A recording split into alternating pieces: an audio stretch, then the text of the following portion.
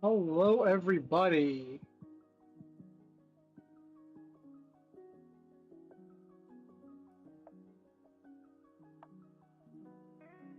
The things I do to start on time.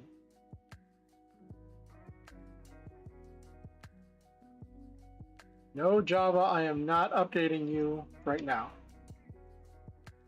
Why does OBS have updates? Why is OBS like this?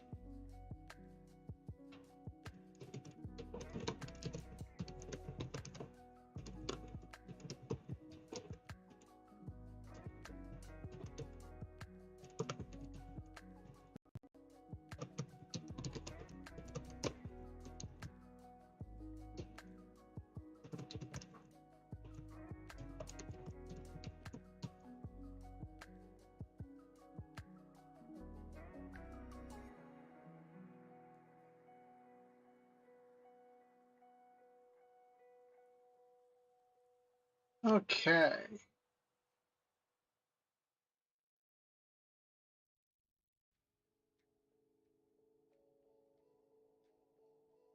All right. Let me.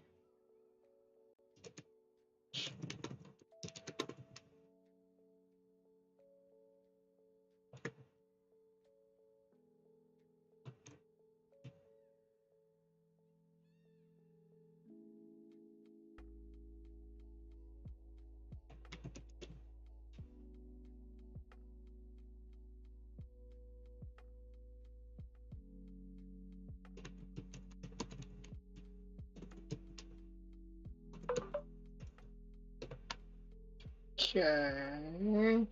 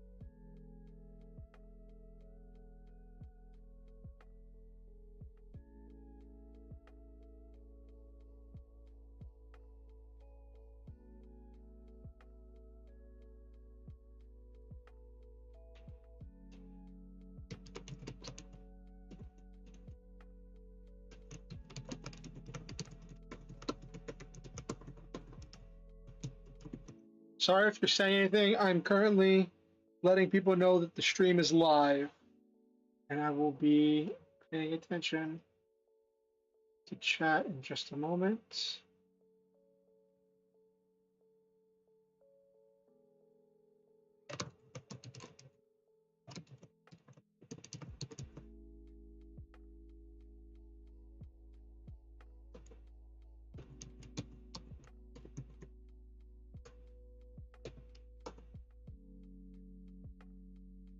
Okay.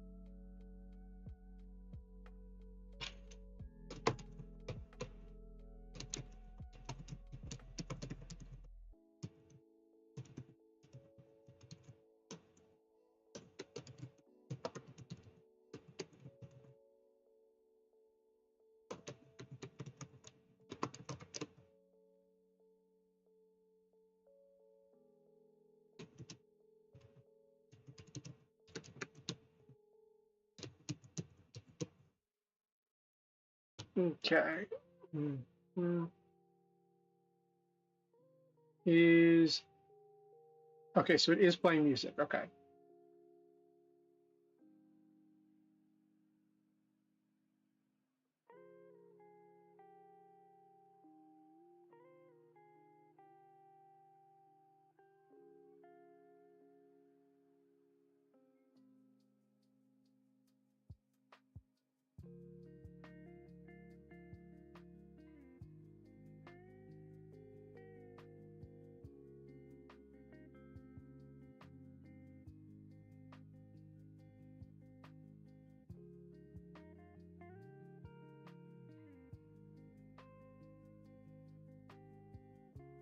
And the traditional letting Silva know I'm live.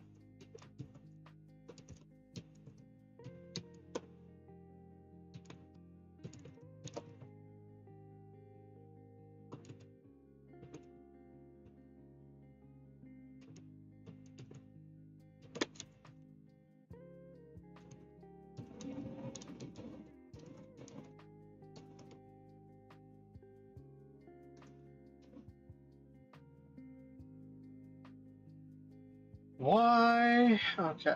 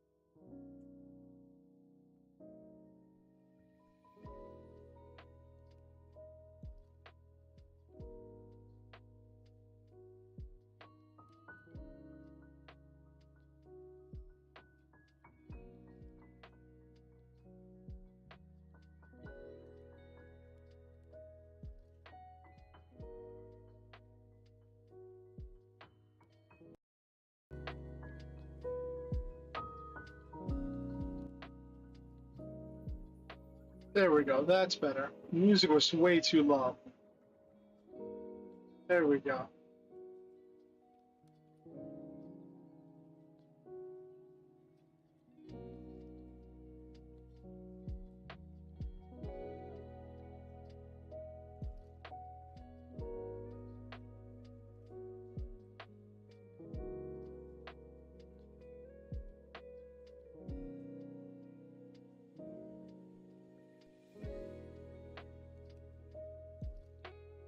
Okay.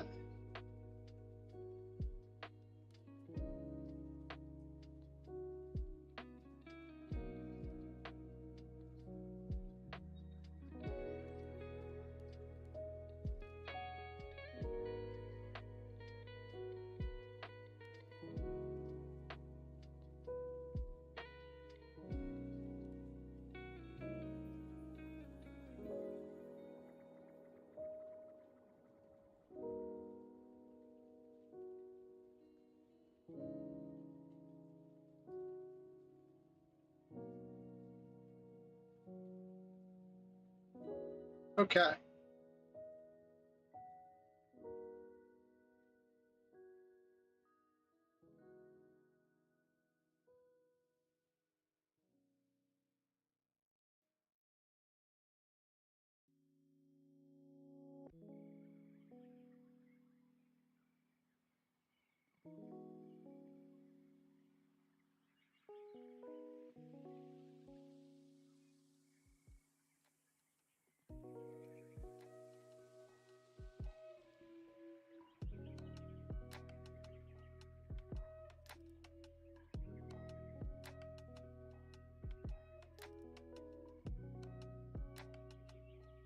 Well, to be fair, Silva, I started at like 8:32. I just didn't advertise like I normally do. I just normally so I actually pressed the start stream button at like 8 or when did I start stream? I started stream 10 minutes ago.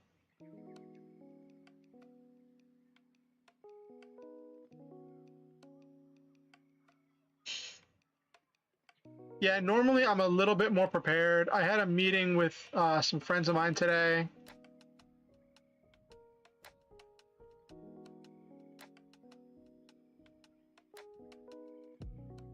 Okay.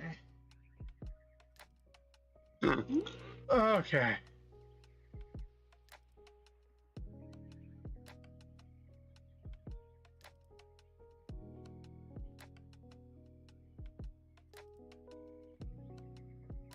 Yeah, it's just taking me a while to get things rolling because I normally would have had everything ready leading up to the start of stream, but I just didn't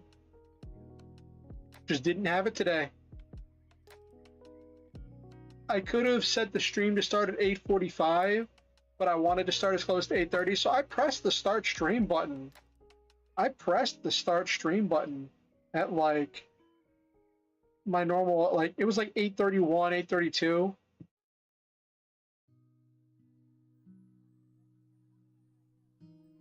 All right, hey, there we go.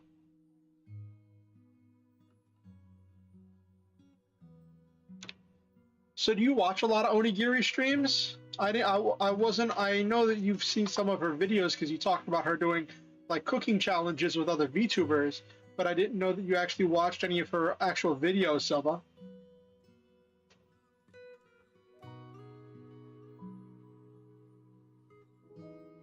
Seen some here and there. Okay.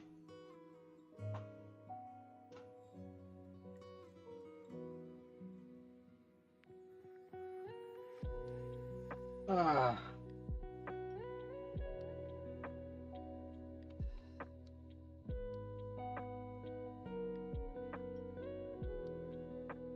Ah.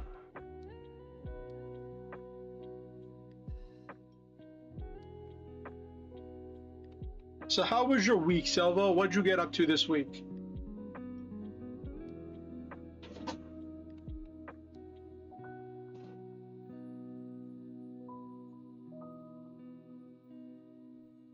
How was your week? What did you get up to this week, Silva? Is my mic being weird?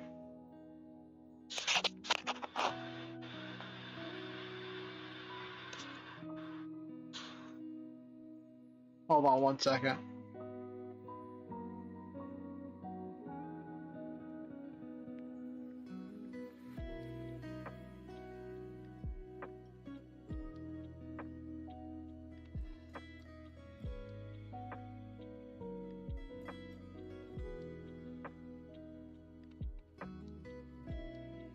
Sorry about that. I just realized my computer was using the wrong microphone again. That should sound better. Oh. Brian was talking. How dare he? Doesn't he know how important this is?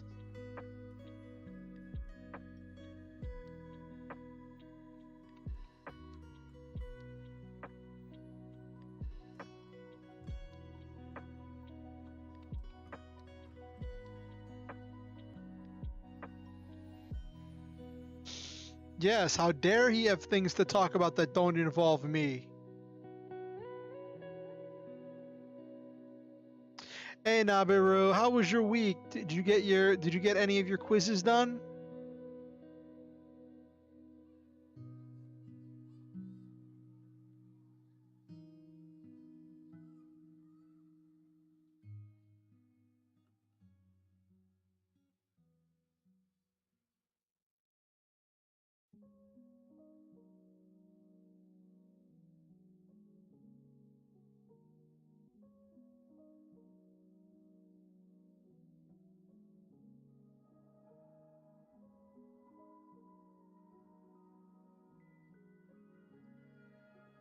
Finished the Chunibyo mode 1. It was hard trying to make so many sounds so cringy and chuni. I've not uploaded it yet. Oh, I'm excited, Nabiru. Actually, is the Duelist Otaku Nabiru the YouTube channel you upload it to?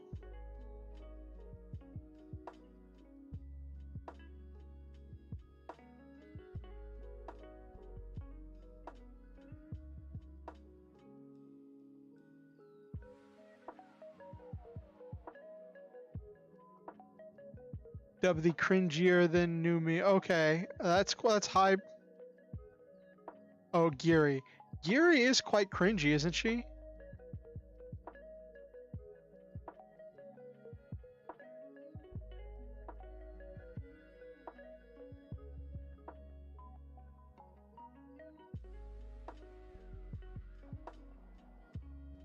Very, but isn't that part of isn't that like part of her appeal though?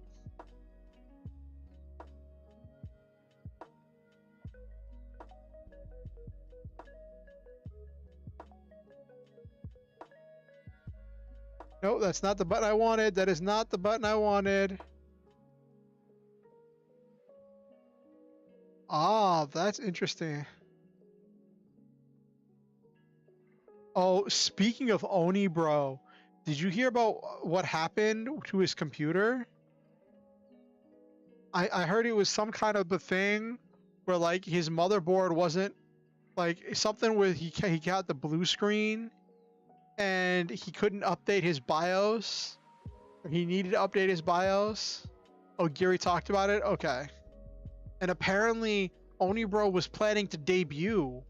I'm like, yo, we stan Onibro in this house. Duelist. Otaku. Nabiru.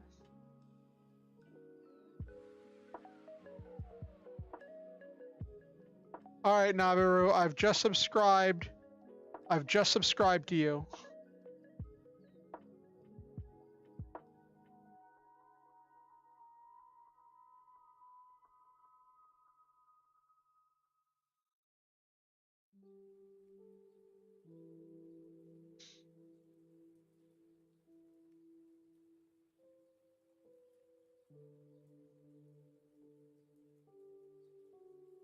I have officially subscribed to Duelist Otaku Nabiru.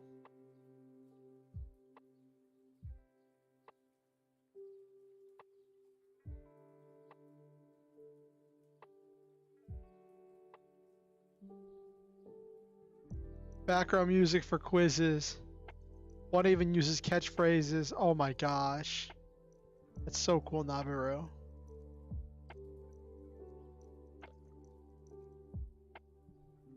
So I was, believe it or not, checking out my Facebook page that I made to advertise my stream and stuff.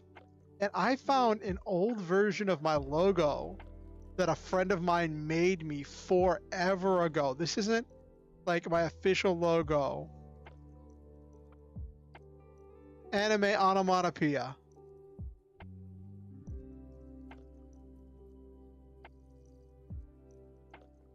And I want to show this off.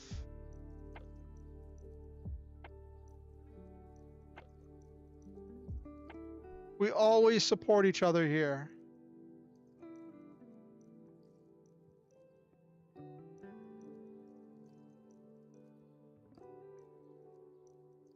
I have no idea who K is.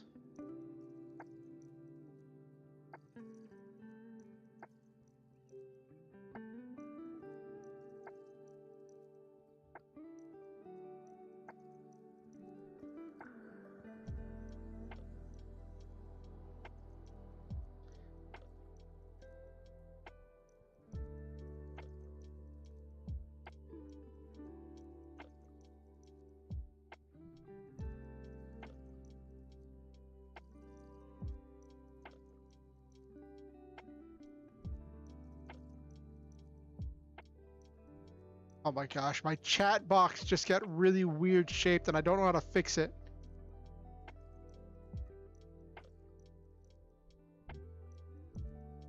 Oh, that sounds horrifying, Silva. Give me 1 second.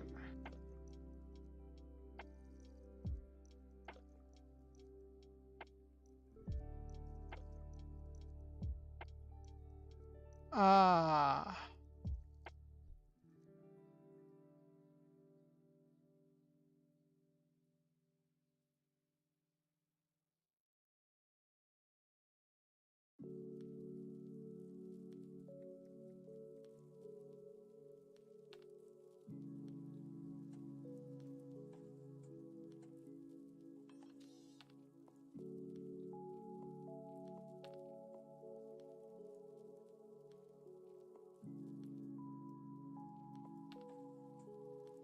Oh, geez. That bad? When Uncle Roger reacts to it, you know it's bad.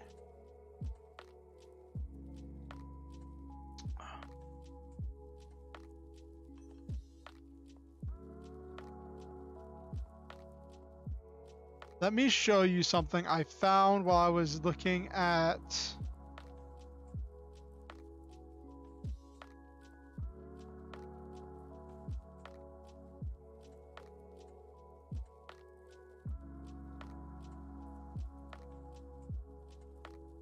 It's rather traumatizing, then why would I look for it?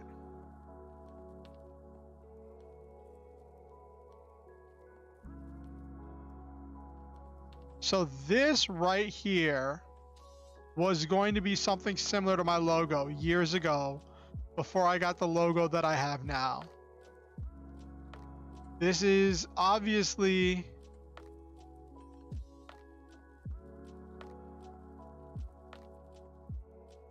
like...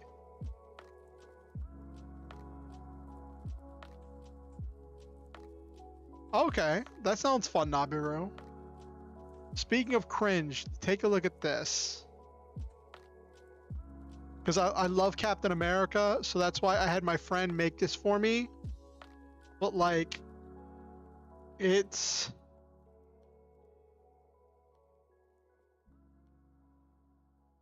You watch a lot of cringe too, so you agree with Silva? So the cooking is traumatizing? Okay. What do you all think of this old idea I had for a logo? Before I got the drill and rose that I have now.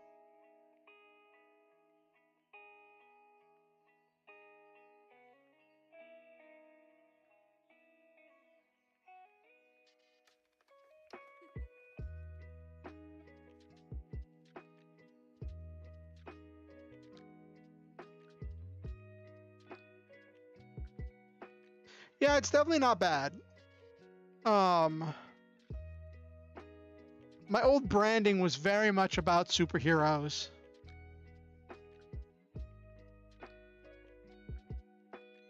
Because at the time, I wanted to be the Mutants and Masterminds guy on YouTube. I kind of did become that, but... well, we're not watching it on stream.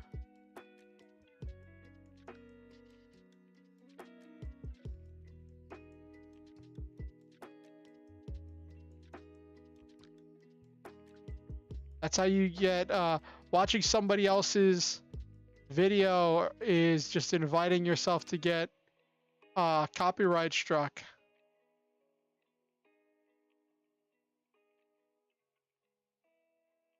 So that's the thing, like, if the automated system won't pick up anything as long as they don't have any DMCA music, because DMCA music gets picked up automatically by an automated tracker. But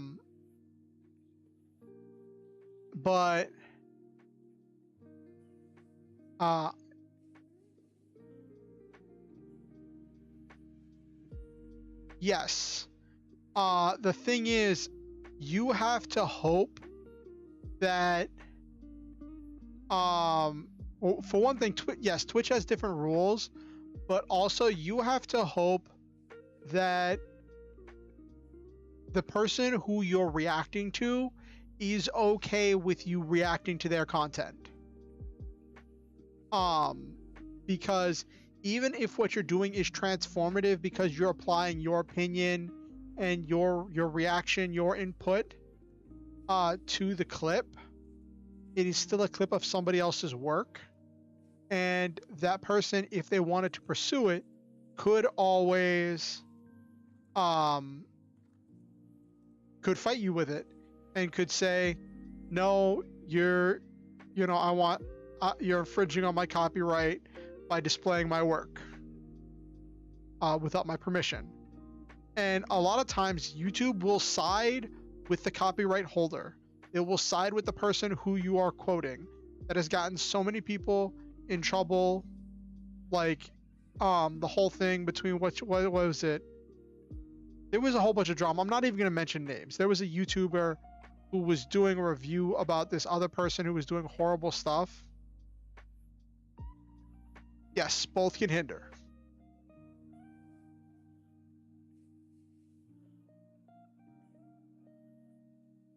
Alrighty.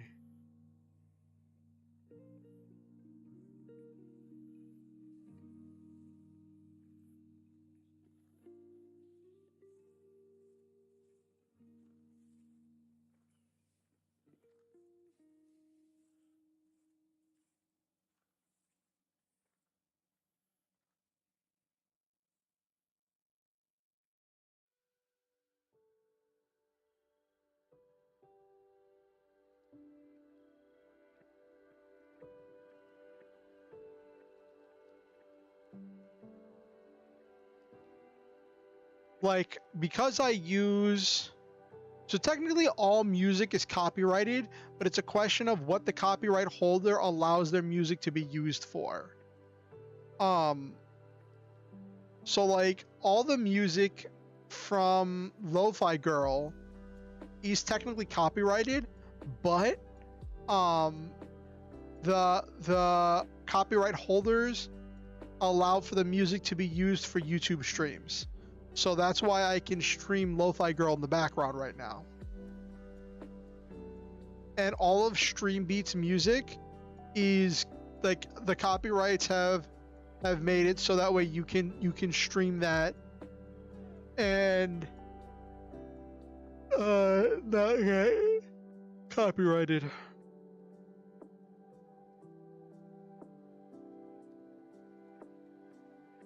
Yeah, with a claim, that means that like someone else is claiming the revenue for it.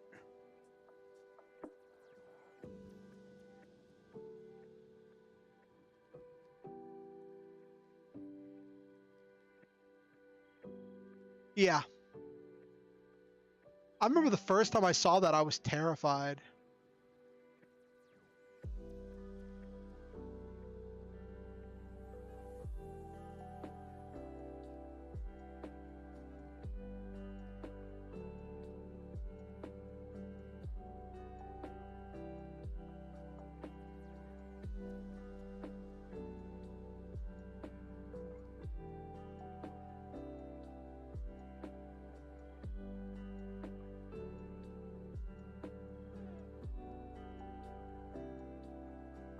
That's one way to look at it, Nabiru.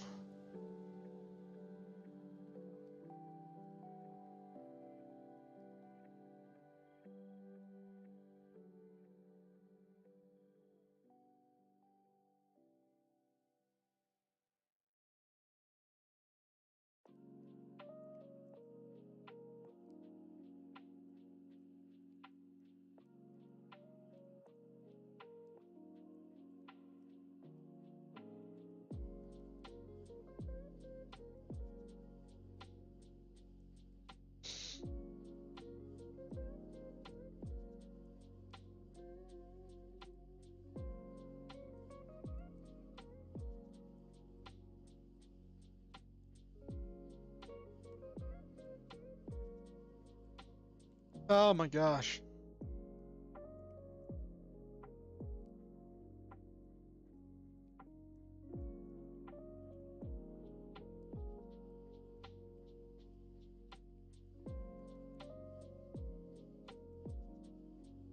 So, my week has been interesting. Silva knows this because I talked about it in on anime night. So I guess I won't go into full detail here, but I will just chat a little bit about it before we get started on writing.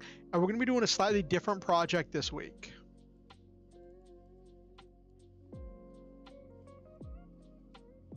We're still going to be working on getting our words down, but there's another thing I want us to get done today.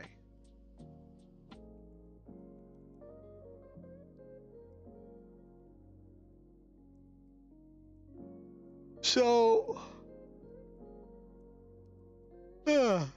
my mom called me the other day, which is really weird because my mom and I don't have a really great relationship. I'm trying to rebuild it, and it's been a rocky road. I'll put it that way.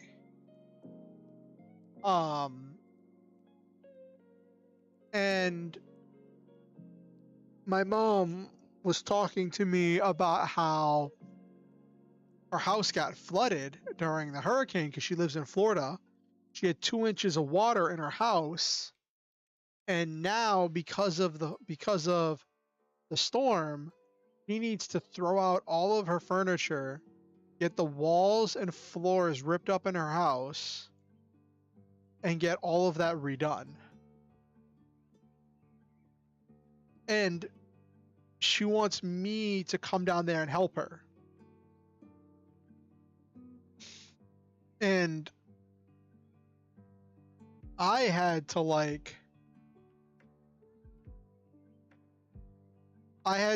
put my foot down and be like, Mom, I can't help you. Because what she's asking me to do is something that I cannot do. There is no way I can make, even if it was just something as simple as moving down there, I need to go through a lot of steps before I can go down there. And there's no way I can do that before her furniture would have covered her house in mildew, and he needs to get stuff out of her house this week. He needs to get stuff out of her house this weekend is when she needs to get that stuff out of her house.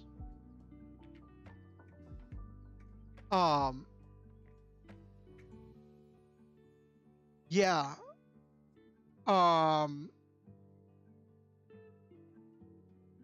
Well, so this is actually something different from that, Nabiru. What I'd mentioned before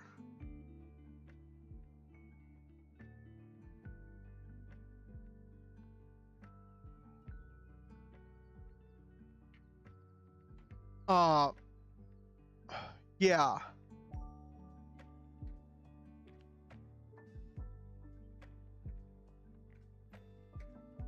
Silva?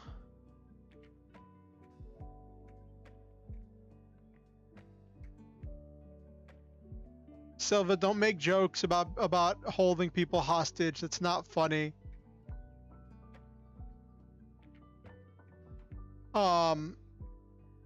Yeah, this has gotten worse, and it's this thing where I feel for her, right? And I'm sorry she's going through this. I can maybe talk to someone to see if any of my cousins that still live down there could help her out, but I have a life here. I currently receive food stamps and temporary disability. I have a case that's being processed for my getting SSI and all of that stuff. I have a therapist and a psychiatrist that I see here. I am in the process of getting help. I have people that love and care about me that are forming a very capable support group around me.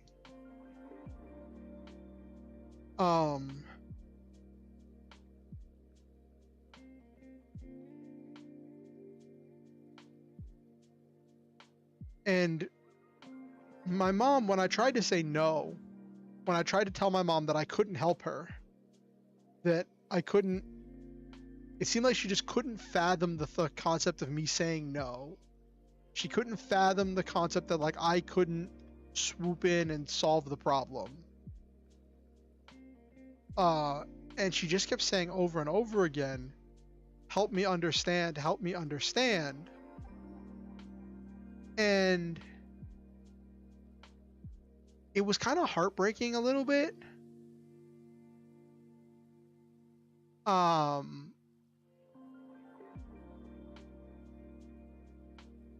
Because it's kind of like when you're trying to explain something to a kid and the kid's just not fathoming the words that are coming out of your mouth.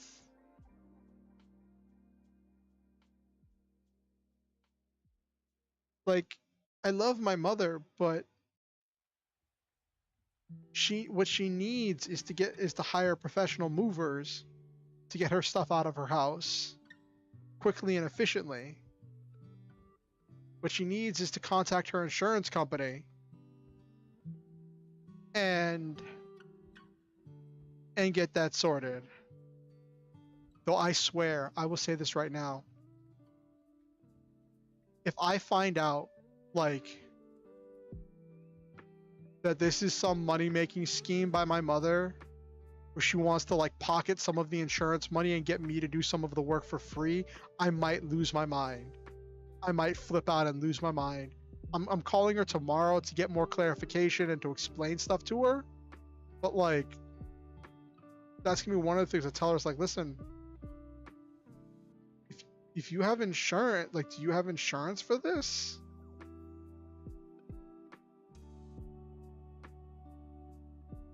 And it's like, I want to be there. I want to help my mom. I love my mother. But it's kind of a thing where I do a lot of my best loving of my mother at a distance, because we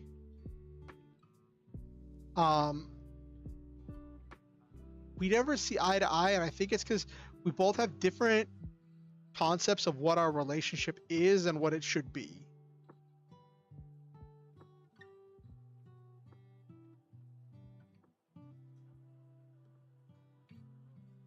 Yeah. Yeah, it's absolutely a mess, Nabiru.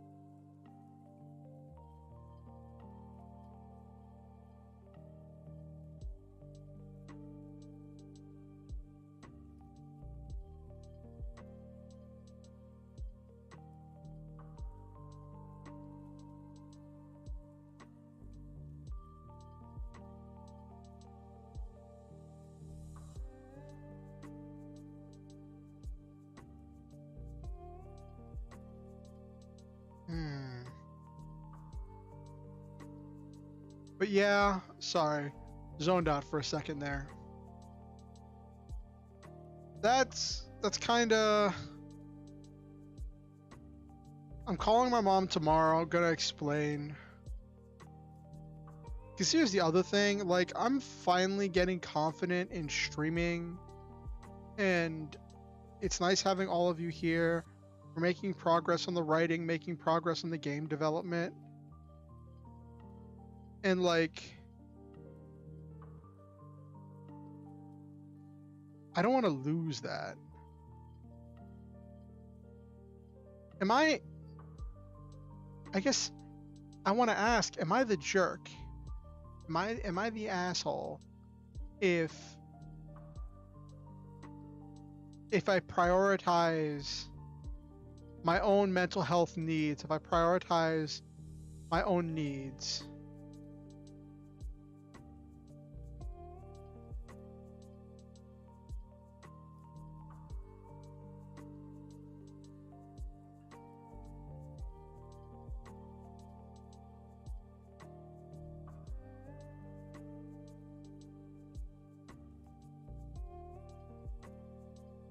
Thank you, Nabiru.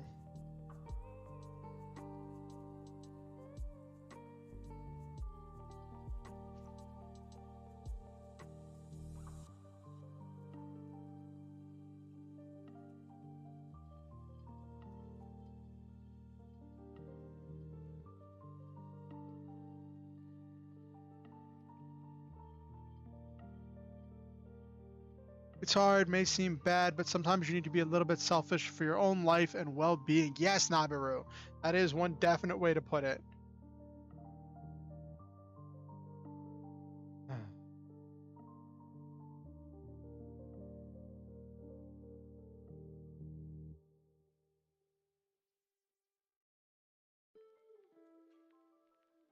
Okay, hold on. Yeah, it is the unfair part of life.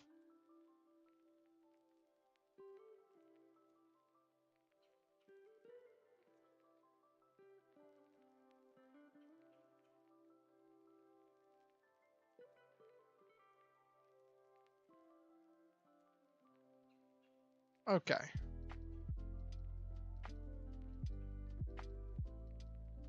Which is why I prefer anime. Yes, because there's never any messed up stuff in anime.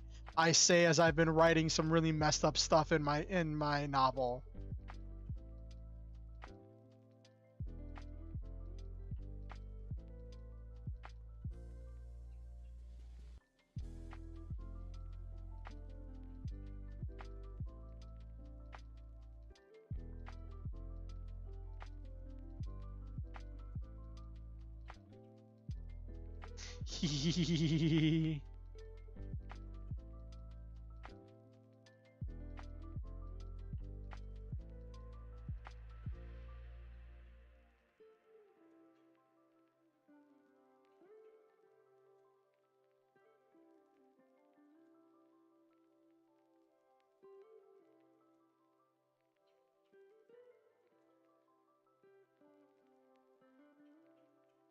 If you don't like one, find another.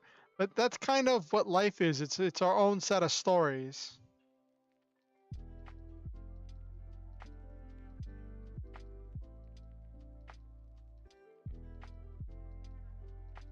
All right. Let's get started on tonight's writing. First,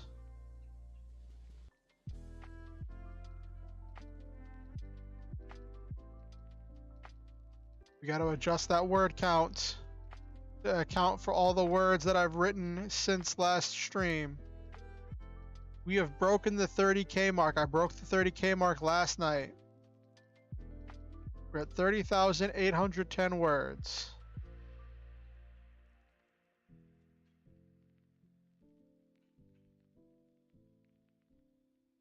We are getting pretty close to being officially considered a novel. Normally novellas are in the 40,000 word range. Novels are 50,000 and up. Light novels usually in the 50,000 range. But a traditional Western novel starts at 50,000, though most sci-fi or fantasy novels generally land in the 90,000 range.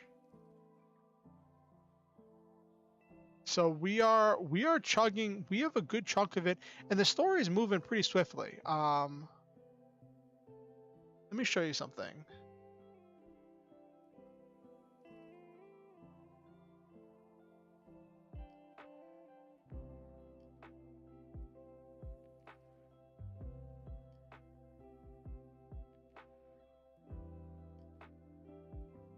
So let's take a look at this. This is the outline that I did for this, and looking at Hazel's plot outline right now,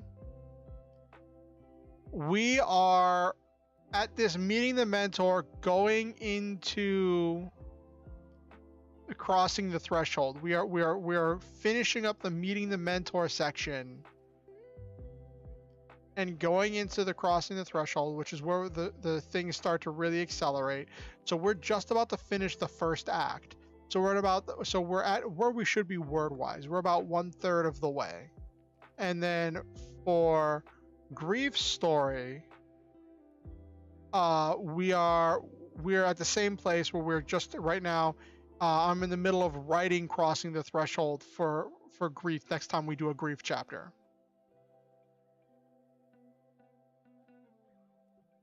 But that's only because a lot of these ran together for Grief, so I was able to cover more ground with less words.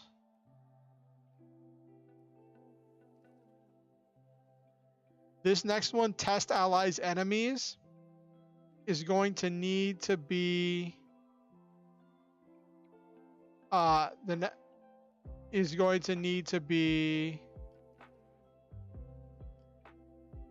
not the most important.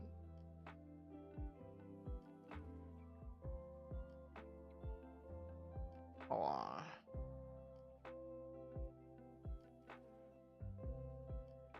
Just checking, making sure you all can see this. Okay, cool.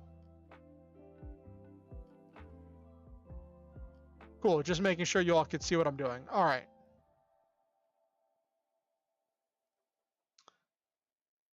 But yeah, that one of Test Allies Enemies is going to be a really complex one, because I need to write at least 2 or 3 missions that they go on in order to like show the passage of time and give a baseline for what it's like as Hazel's performing these missions, and also showing these conflicts from either side to show how the two sides are reacting to each other in the attacks and the defense and that kind of stuff in this, like in these skirmishes.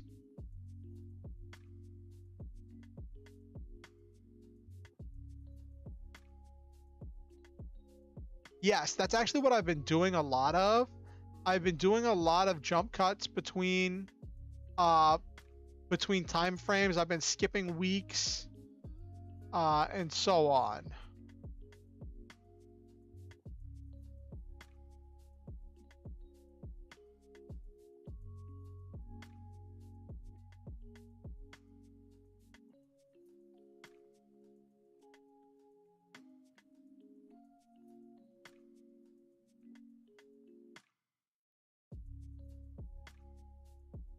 Okay.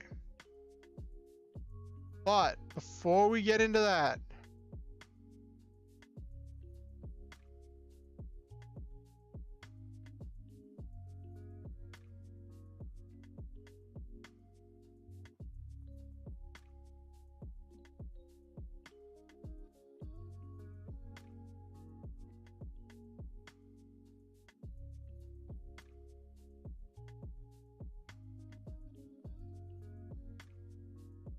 yes, that's another good thing, because it helps with fleshing out what happened off screen.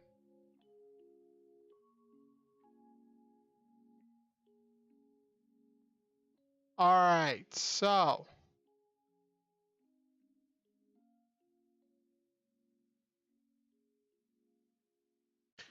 before we do that, there's one thing I want to work on tonight. And hold up. Boop.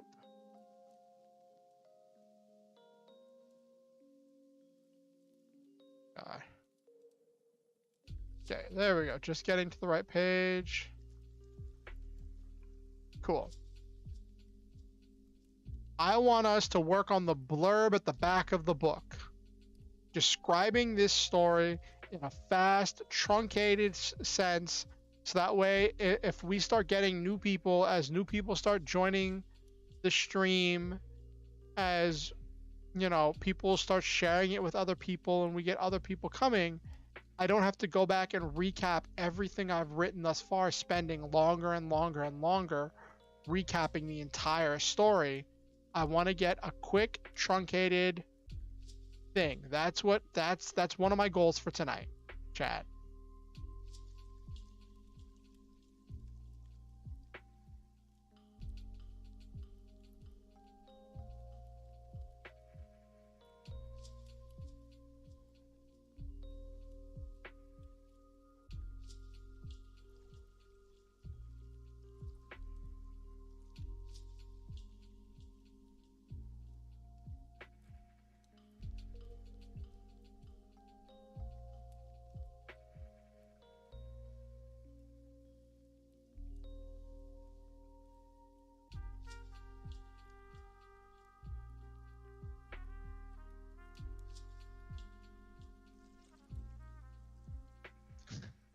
Well, then you might be the best person to give me advice, Nabiru.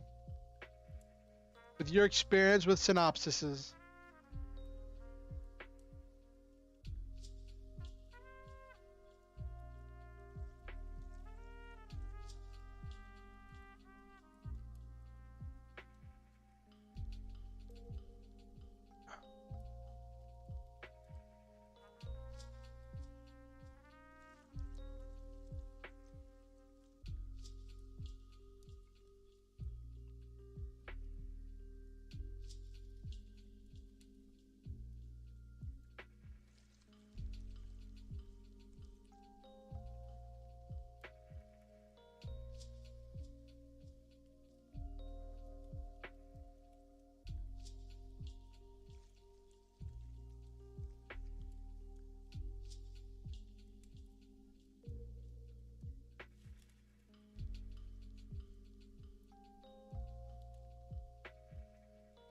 Mm-hmm.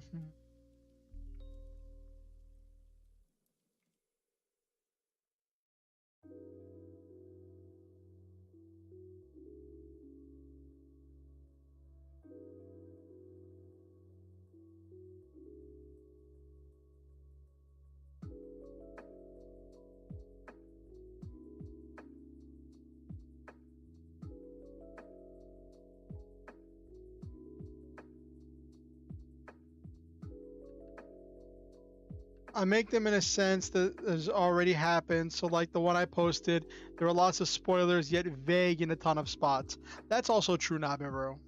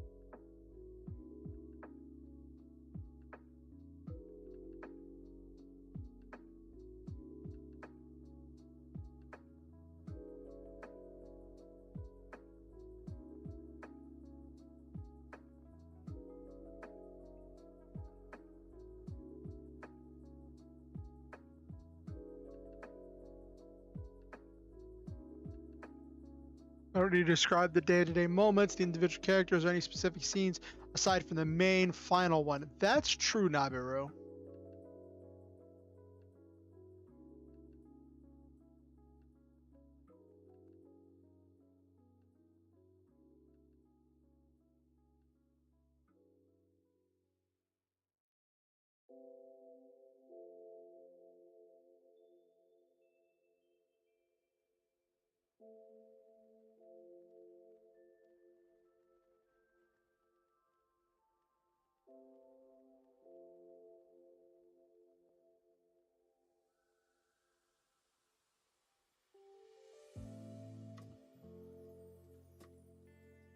Yeah, I was actually thinking about that. Like, technically, your final scene in your synopsises are like the first scene of the RP session, aren't they, Nabiru?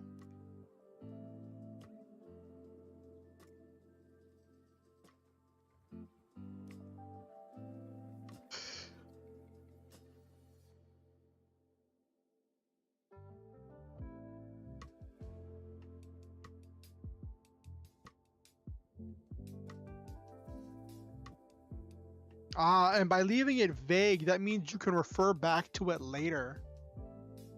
And by leaving it vague, that gives you the space for character development as you develop whatever happened in those vagaries that you left open.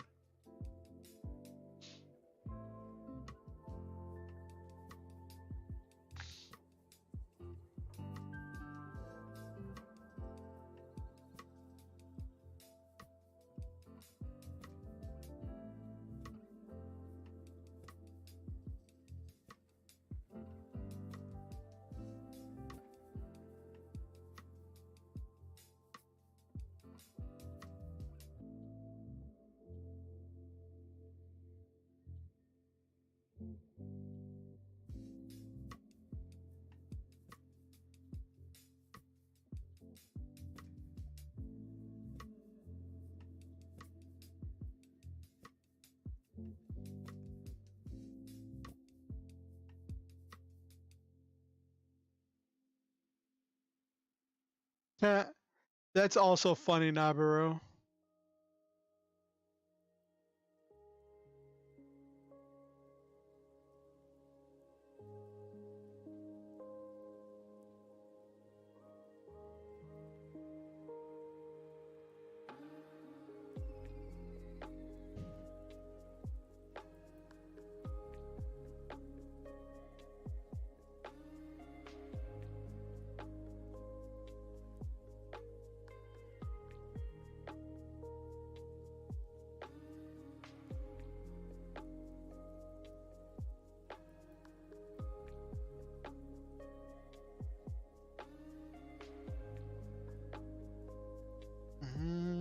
That's how I always seen the blurb on the back. It tells you plenty to get you hooked, but it takes a lot of work to not tell everything, as that would make it reading it pointless. That's also true, Nabiru.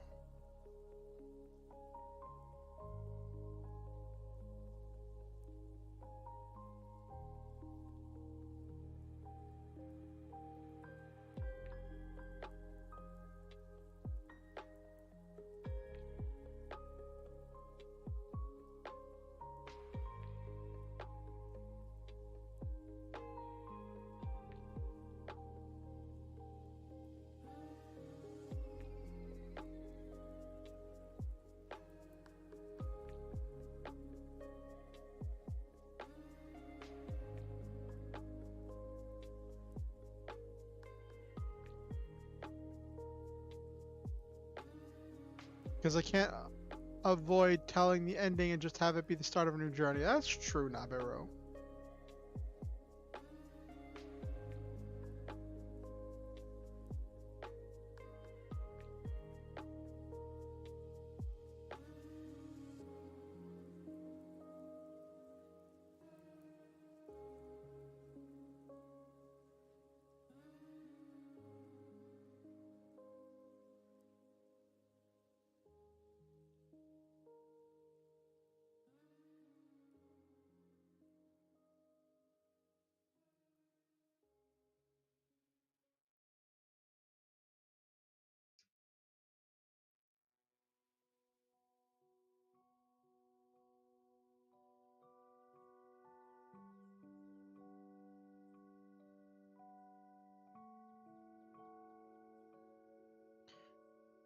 See how the world began. In short, easy to understand, vague bits. Okay.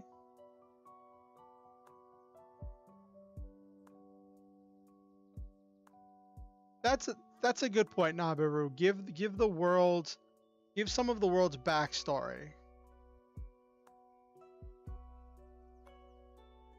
This is what I have so far. You can see it on screen. On a strange planet with one supercontinent, Planta, in the capital region of Plantare, an announcement is made. In this world where all technology is plant-based and there is no pollution, a plan has been hatched. A dark organization called Roja Crucius has installed themselves as rulers of this green world. In the face of absolute destruction, one brave... I think I missed the part. I missed the part there.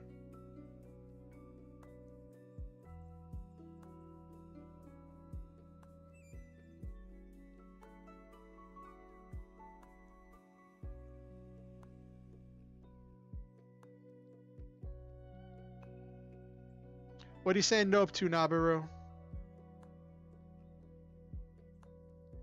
Well, the thing is, I didn't say that.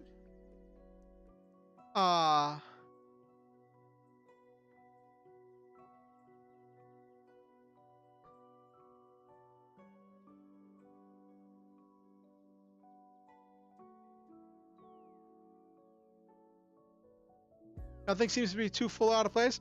Okay. I was gonna mention in here that they plan to wipe out humanity. That's what I was gonna mention in here, that their plan is to wipe out humanity.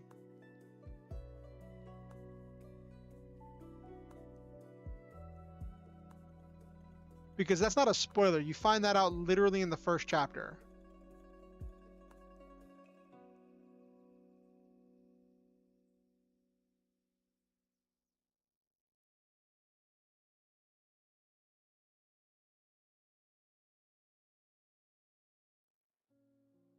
Okay.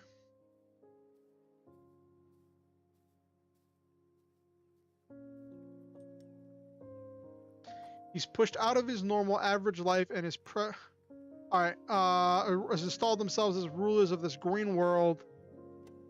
In the face of absolute destruction, one brave airship pilot, Hazel Adelia, is called to rise to the occasion. He's pushed out of his normal average life and is pressured by the expectations of so many people.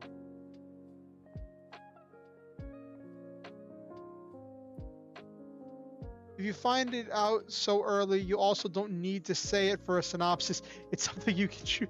That's also a good point.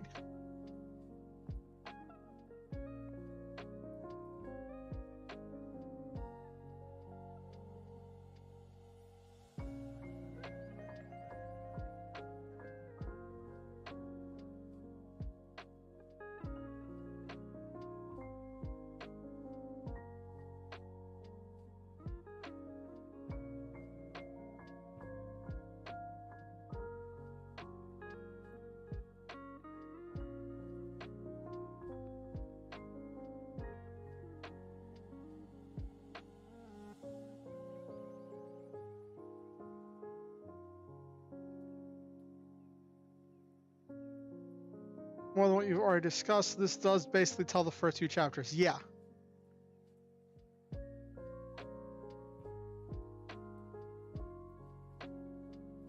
He's haunted by a ghost he cannot shake. He's talking about how he keeps getting compared to... So that's a reference to how he keeps getting compared to the revolutionary.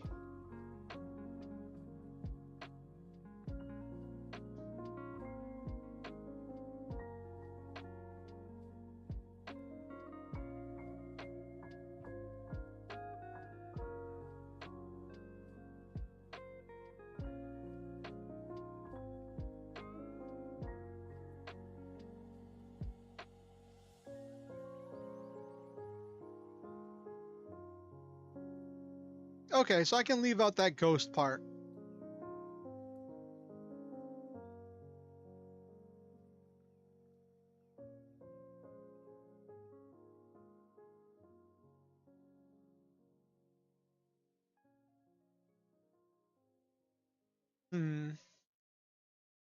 That's true, Nabiru. But I also value your input. You've written far more synopses than I have.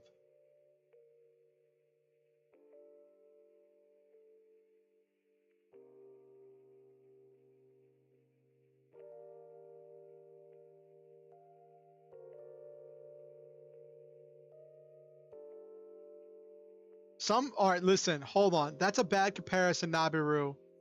Like, some movie trailers, what was it, like the movie trailer for Iron Man 3 had like all but 2 minutes. No,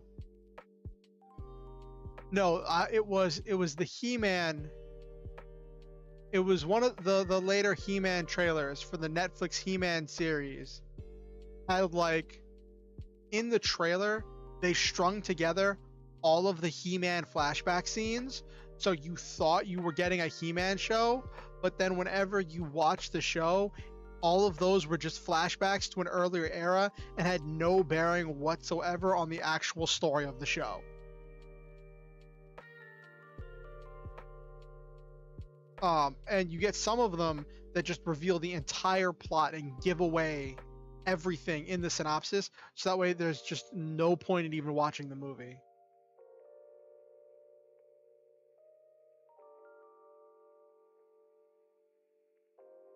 See, you're right. They usually string together, like, depending on how many trailers are released for a movie, they'll string together all of the key action scenes, but then after you get those, yeah, Iron Man 3, right? Wasn't Iron Man 3 the one where, like, all but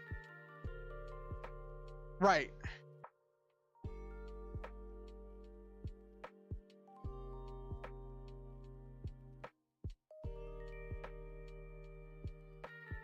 But also in Iron Man 3, not only that, but they also showed most of the action sequences. I saw a reviewer talking about how the trailer showed like 90% of the actual action sequences from Iron Man 3 in the trailer. Oh yeah, Trevor has definitely became an endearing character. I personally like what they did with the Mandarin and how they recovered from that.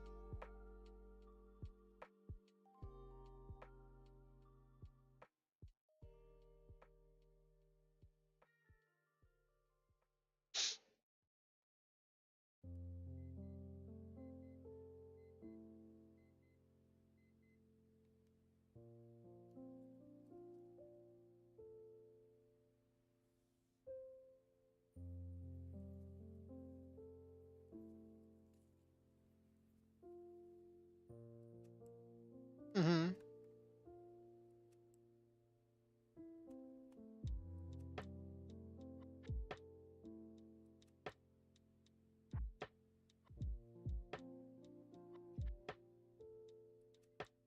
Okay, Silva.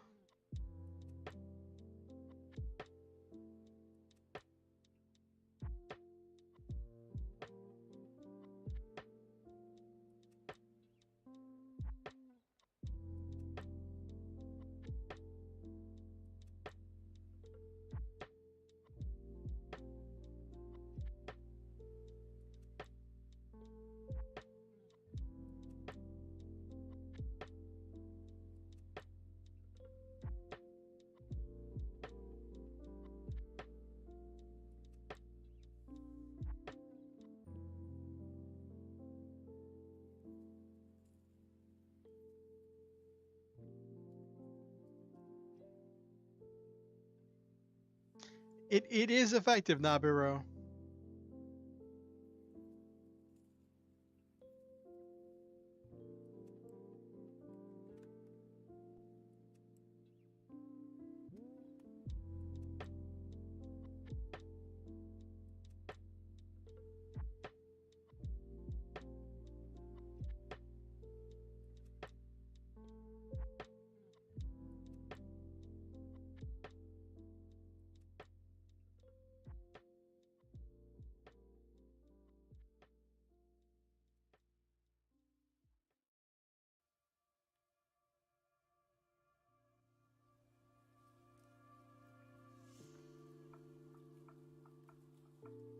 All right, opposite him is the daring and disciplined air pirate Grief Stormblood.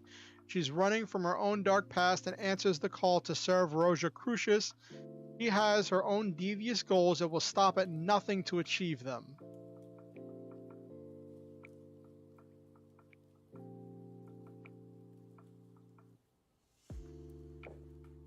Yes, even if they aren't full details, having little bits, having little tidbits thrown at you.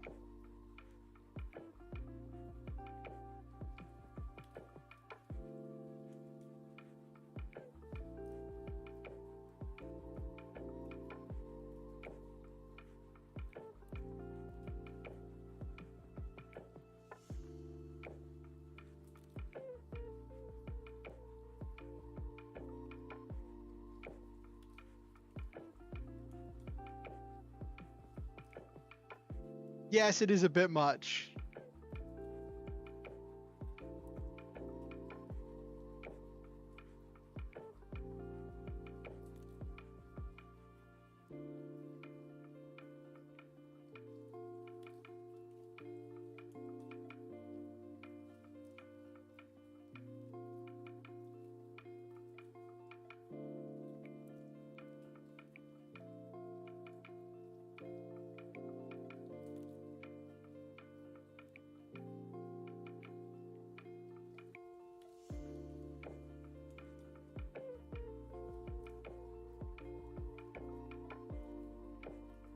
I misspelled that word. Only like 2 paragraphs.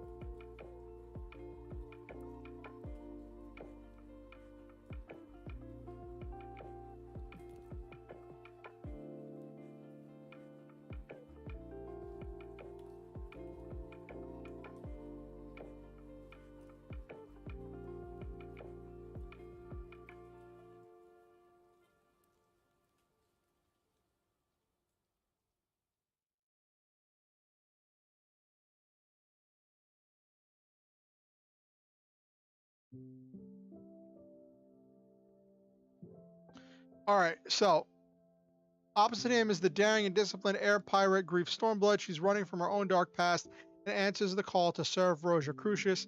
She has her own devious goals and will stop at nothing to achieve them.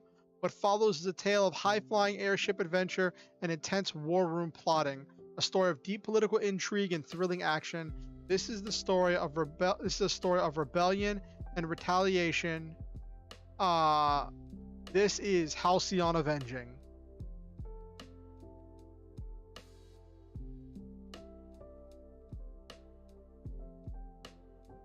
Yeah, I know what you mean, Nabiru.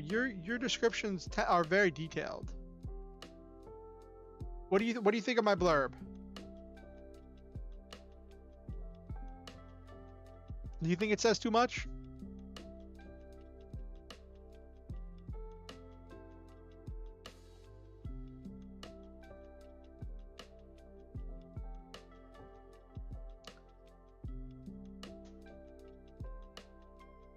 Listen, I'm working with what I know, Nabiru. I watch a lot of movies.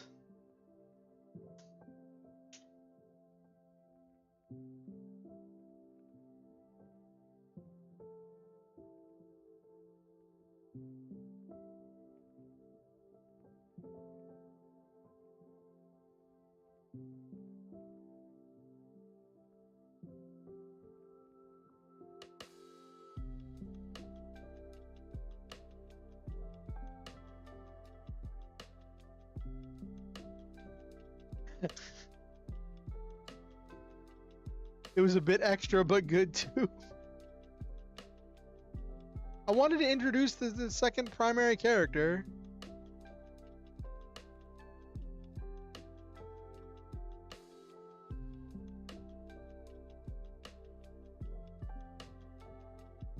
Also, there's one other thing.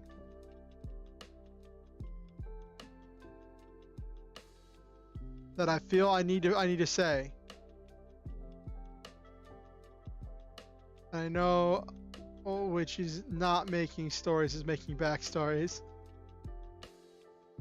That's true, Nabiru.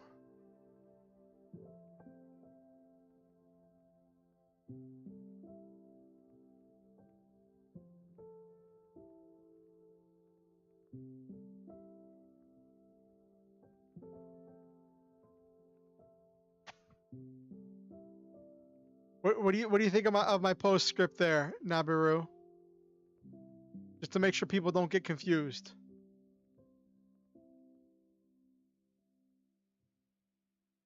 Because I know what the readers want, and I'm not giving it to them.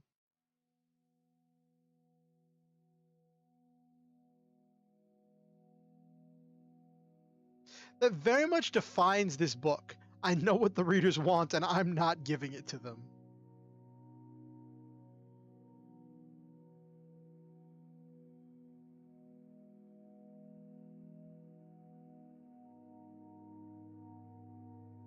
What do you mean sneaky? I think that's very upfront. I have no intention of writing any romance in this story. What's that? Well, that means that the fan fictions are going to be full of romance. Right, Nabiru? If there's no romance in the actual story, that means there's going to be tons of romance in the fan fictions.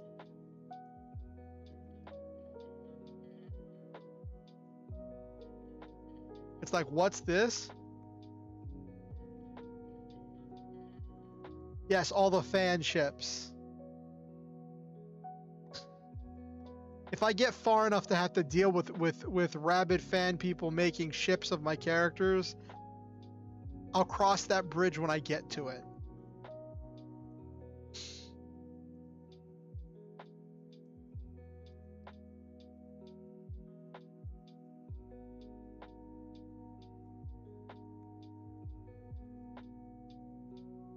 They held hands for 1 second. They must be in love. Oh, you already know there's going to be people that are going to be trying to pair off Hazel and Fern, his best friend, or Hazel and Grief, since they're the two primary characters. Oh my gosh, I just realized. So there's all of this tension, right, in the part of the story I'm writing right now, where Iris has this expectation of Hazel, and Fern has this other expectation of Hazel, which is like they're becoming kind of this. Well, you also, but you is a dude, so that's like not in the same like thing. Yes, Fern is the childhood friend.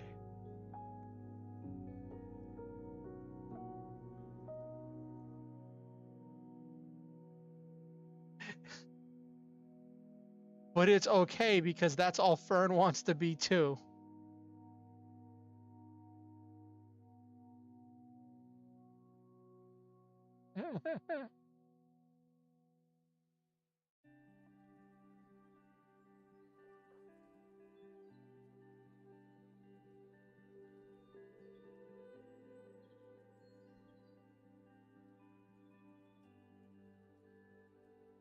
But then at oh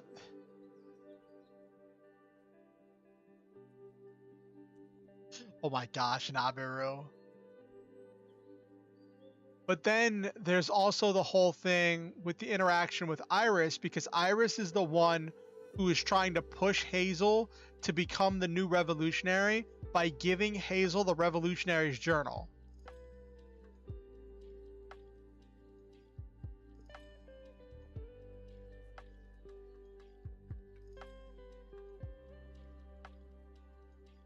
I mean, I'm not saying you're wrong, Nabiru. I'm not saying you're wrong.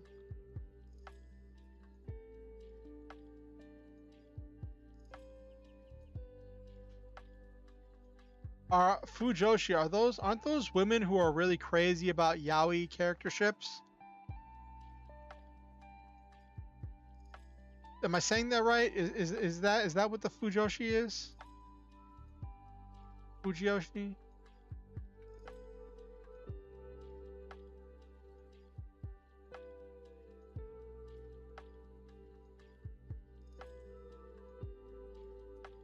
Also, let me look up how to spell intrigue, because I think I butchered it right there.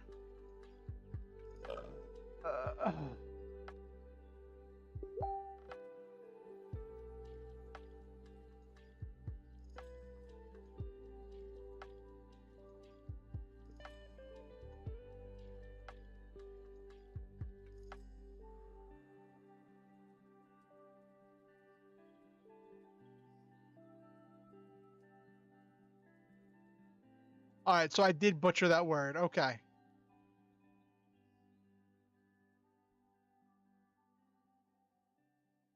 I-G-U-E. Okay. Actually, I didn't butcher too bad. I only got an extra E in there.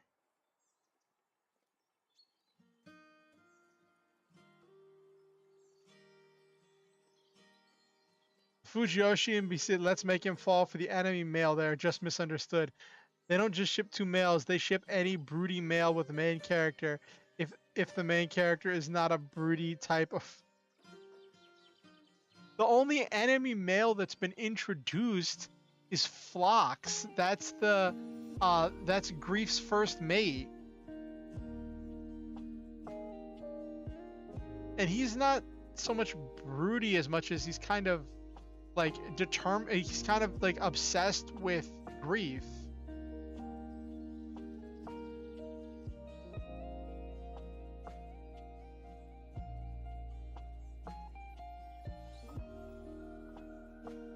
One is enough? Oh my gosh. Now you've got me horrified at the thought of releasing this Nabaru. You see what you've done? You've terrified me. You've traumatized me. No, I'm kidding. I probably shouldn't kid about traumatization.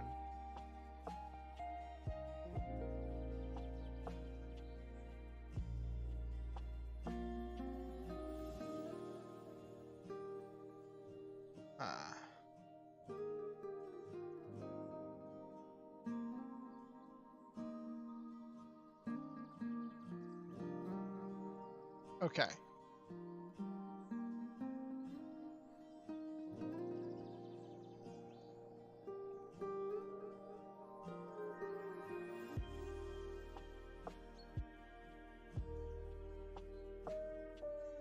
I'm aware of the rules.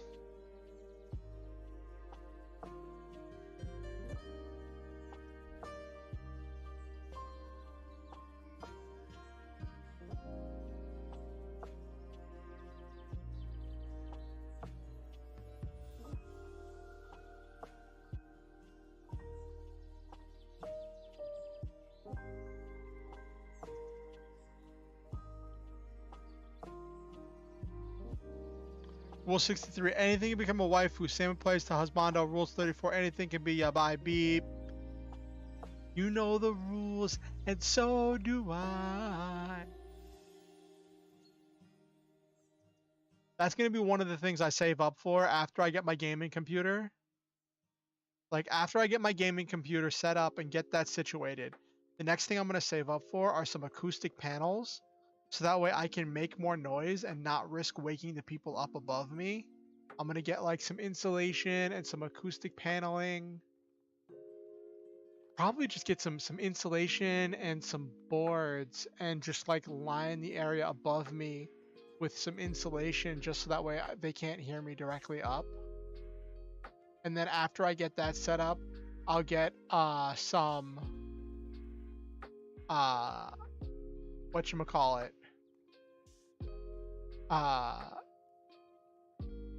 acoustic panels, or make some out of like egg cartons and stuff, and then do like a halfway decent kind of music stream. What do y'all think? With the variety streamer. Sing nothing but cringe songs. Just do a karaoke, do an unarchived karaoke stream.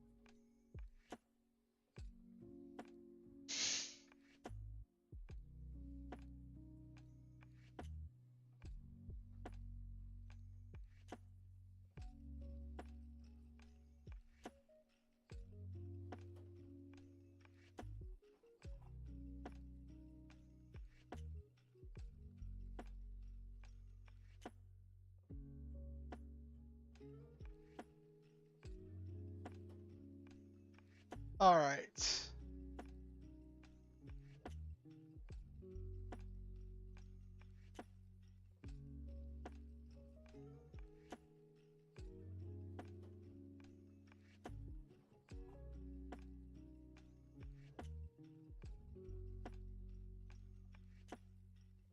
Okay, so we got that project done. Now, let me tell you what I've gotten done on this story since last we met.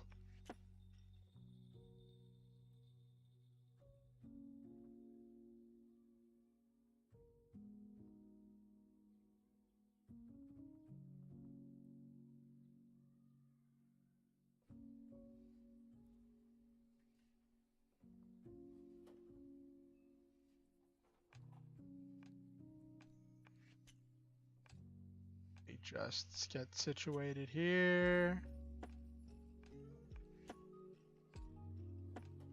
Cool. Okay.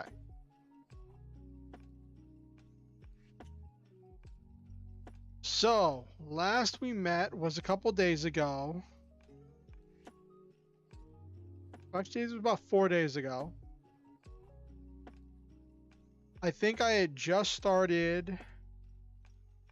What did I started 4 days ago? 1, 2, 3. I was just finishing chapter 10 4 days ago. Yes, where we finished with that whole thing. So we started chapter 11. All chapter 11 is new. So chapter 11 is a jump cut. We jump to a few days later after the whole run-in with the recruiter trying to recruit Grief Stormblood. And we're just gonna brisk past how they found Grief Stormblood. And so we jump to Hazel, Rod, Iris, and Chris. The 4 of them, 5 of them. Yeah, and you. Sorry. I was like, wait a minute. There should be a 5th person. I remember the entire point was to have an odd number.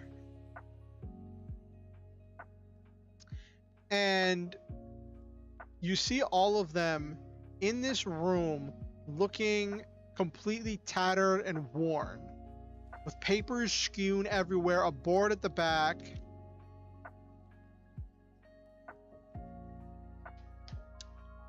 And it's a dry erase board. Because I don't want them harvesting, I don't want to deal with stone at all. I want everything to be biodegradable.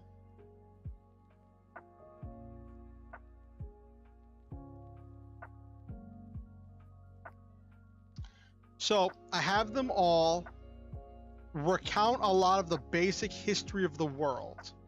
This is kind of like an as you well know conversation where the characters are talking about something that they fully understand, and its primary purpose is to catch the reader up to make sure the reader hasn't missed anything. And it fills in a lot of the lore gaps. And the purpose of this in-universe is that they're trying to look at the history of the world and the rise of Rosicrucius, as well as so trying to deal with the rise of Rosicrucius, as well as the revolution, and now their current situation, and all like put together the dots of how everything got to where it is now, because they're still reeling from Grief's rejection. Grief told them that that not only would she not help them, but she said that none of their demands actually address the true cause of the problem, and that they're just on the wrong path. And that completely shook them. And I wanted to demonstrate that, shaking them.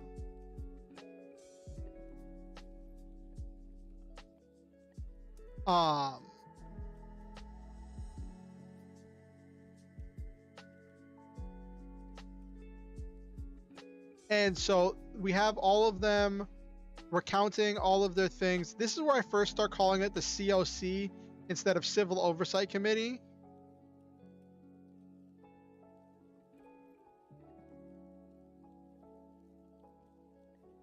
I'll probably have to introduce that earlier, like in a previous chapter.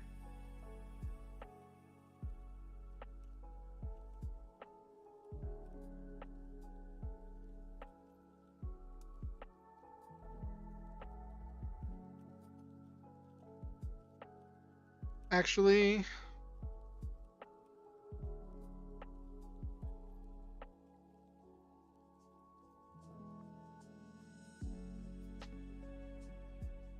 there. That adds 1, 2, 3, 4 words to chapter 11.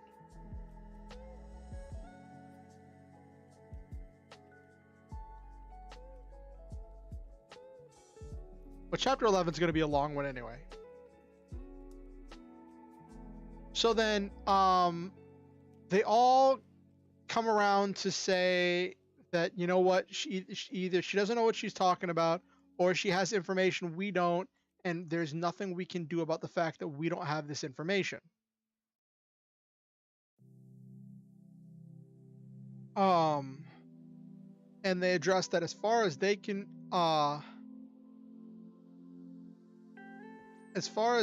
see, all of their, from their perspective, all of their demands should address all of the current problems in the world that they're dealing with.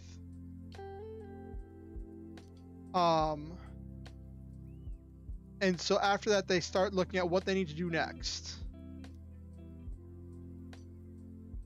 And that's when Hazel finally says, we have to start directly attacking the facilities that are working on production of this bomb, producing this bomb.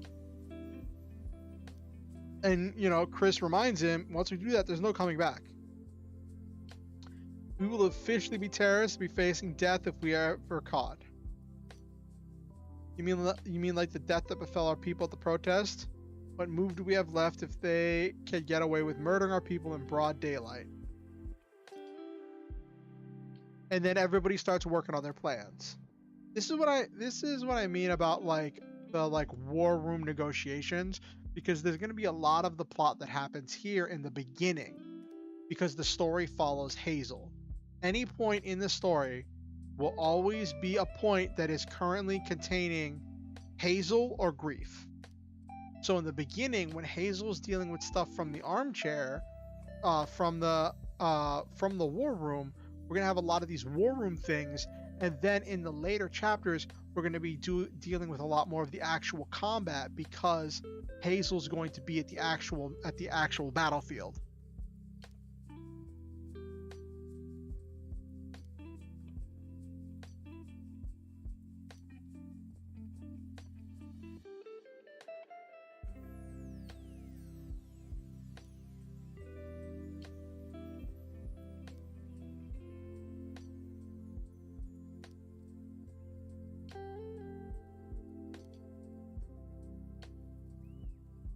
Trying to fit that acronym in there, TURD, has been kind of funny and funky, but I'm trying to honor your idea, Nabiru. Your idea was really good, Nabiru, and I want you to know that you're naming them TURD has made it into the actual story. People talk about chat interaction, that's chat interaction, all right.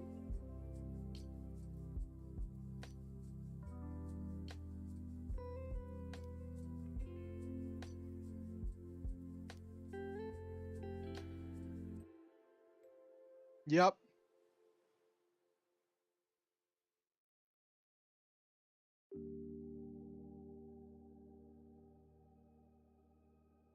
And then as this speech goes on, as they're going back and forth,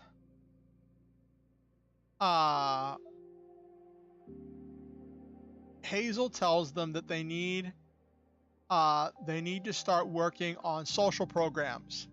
They need to not just be focused on the military side, but they need to also be focused on providing for the needs of the people that the government has abandoned, and that's going to allow them to win over the people.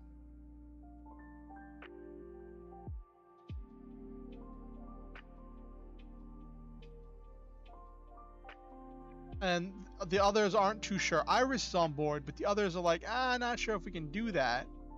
And Hazel's like,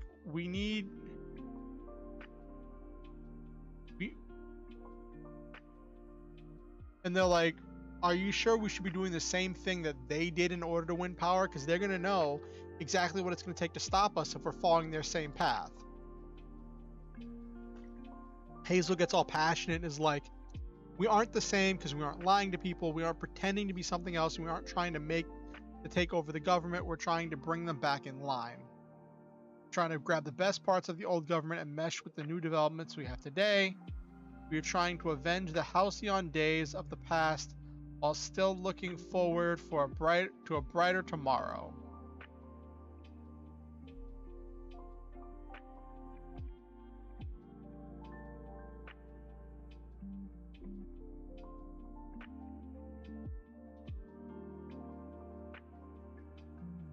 And this is where we start seeing some more friction between you and Hazel, where Hazel's getting super emotional and you is just like, hey, I think you might be getting a little bit over emotional. And Hazel's like, no, I'm just a little bit too stressed. I'm just a little too stressed. And they're like, okay, we need to start delegating responsibilities and allocating and putting together teams. And Hazel says, let's split it by experience. Put Rod and you in charge of the social side, working to change the public image and apply pressure to the right places so that their demands are taken seriously. Iris and Chris are the ones with actual combat experience, will lead the Umbrella Rebellion Daredevils, or TURD as we lovingly call them. They'll be sourcing weapons, equipment, and work on executing missions to slow down the production of this bomb, and hopefully when they see that we're willing to fight back, it might force Rosicrucius back to the negotiating table.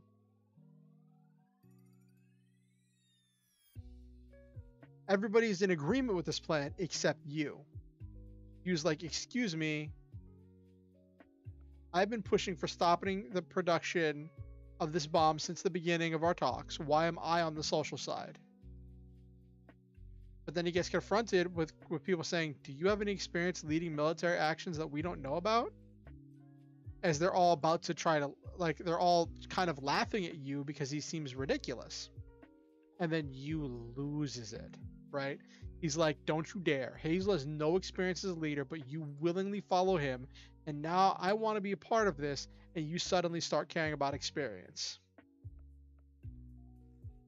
And they're like, well, that's different. We believed in his potential and we could see him succeeding in this. And thus far, our trust has been well earned. And he calls out Hazel for the fact that the entire protest that got so many other people jailed or killed was Hazel's idea. And everyone else is saying, well,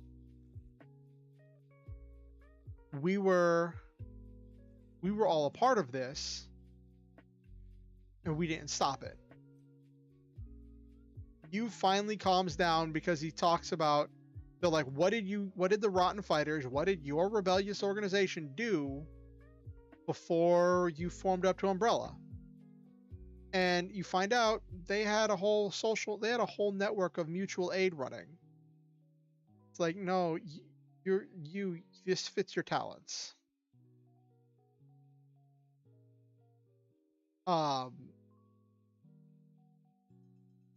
Things finally calm down, and then we do a jump cut to a week later when they come back to see what they have, and everyone is sliding their reports across the table to Hazel, and Hazel's like fumbling with all of these reports because he's trying to hold all of these reports when everyone is telling him what they're doing and demonstrating how good they all are at their jobs.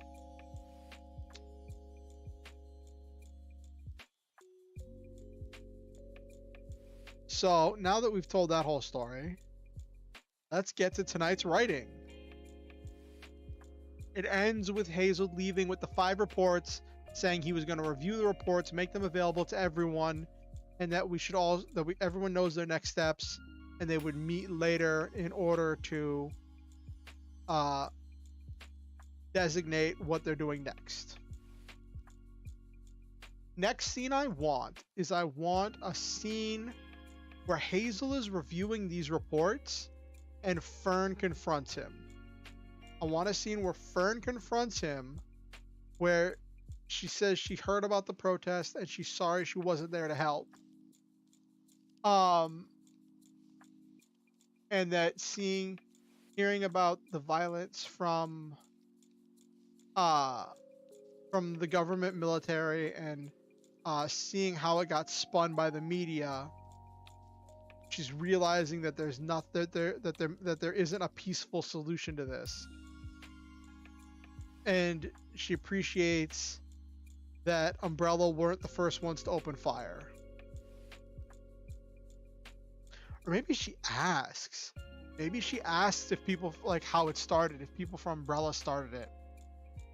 Ooh, that could be good. Where she's like, I need to know. I need to know if like who started fighting, who started shooting first.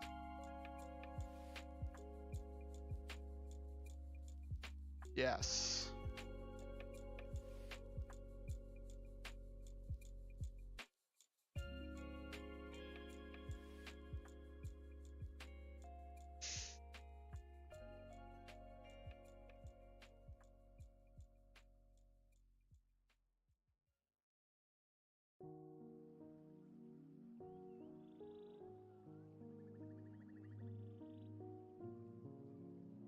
What would that?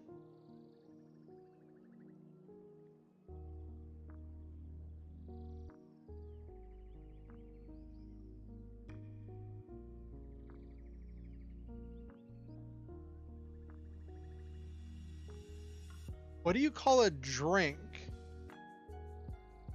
Kopi Luwak.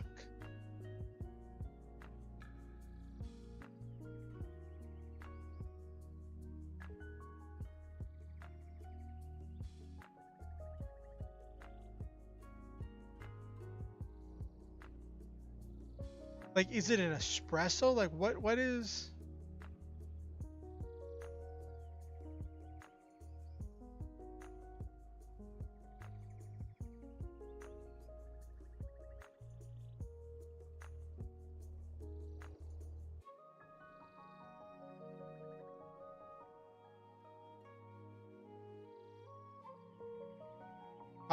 Okay, Kopi Luwak is what it's called. So what would I call it?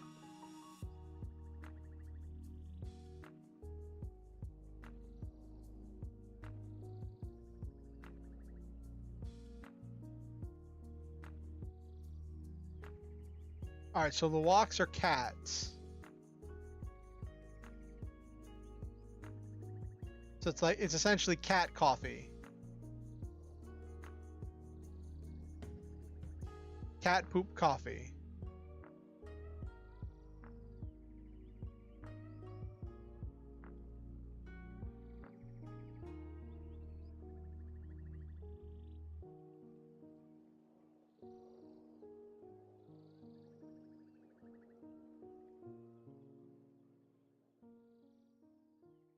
Oh, goodness gravy.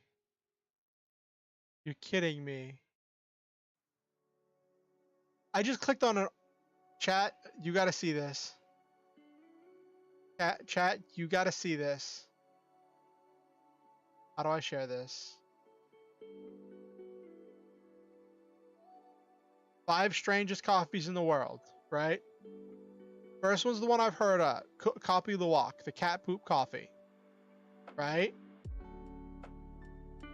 So this is the first one. Costs about $400 a pound, comes out of Indonesia. It's coffee that's digested by some type of wildcats, right? This is the one I've heard of. Elephant poop coffee. There's... Hello, dear lover.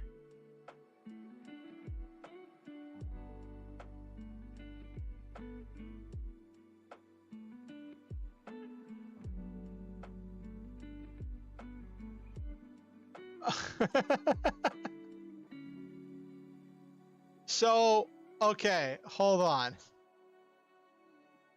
Then there's monkey coffee, bat coffee, South American bird coffee. Okay, all right, hold on. Let me explain. So, in the novel that I'm writing,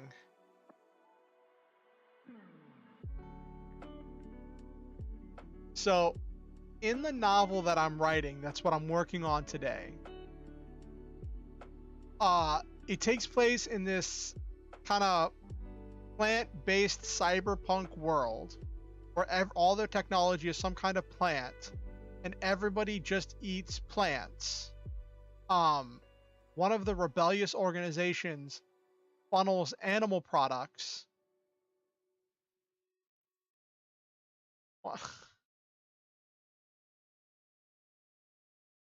Well, that's something, dear lover.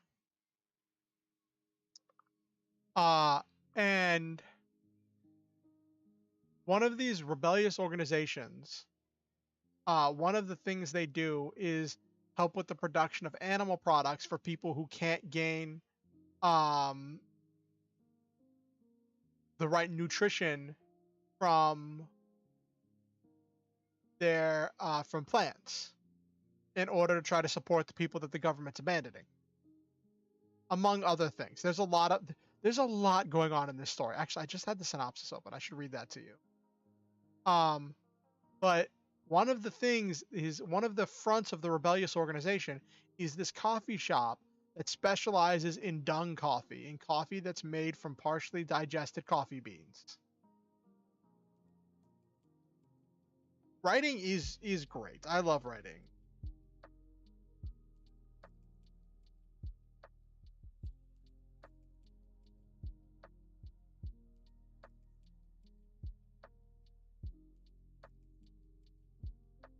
But I did not know that there were so many.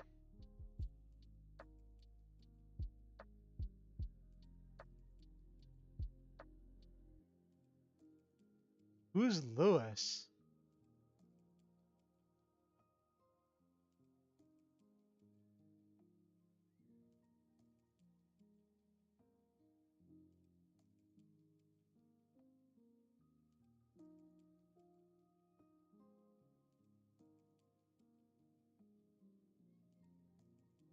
Oh, that's interesting. I guess that's what the author likes writing about, dear lover.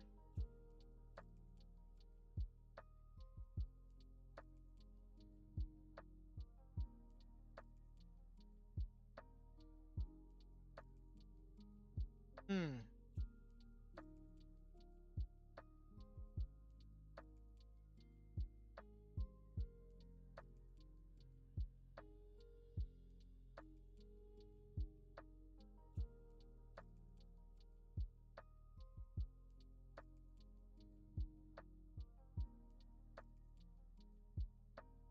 The deep and the troop. Oh, that's interesting.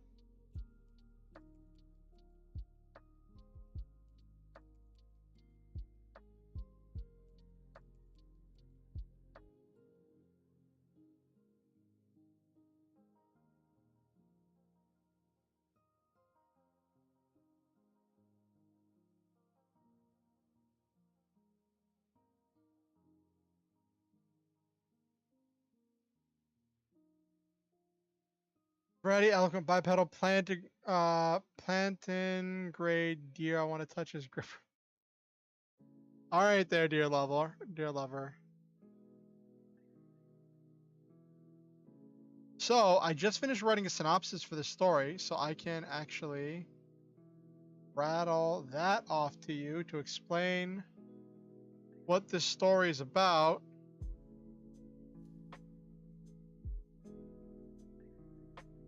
On a strange planet with one supercontinent called Planta, in the capital region of Plantare.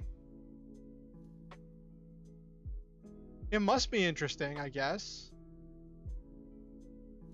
I don't know where, is Lewis the name of the main character?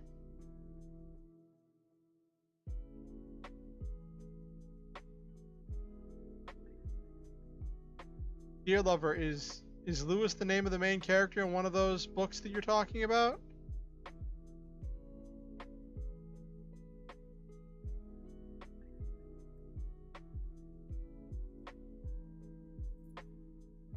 Lewis is just a bipedal deer.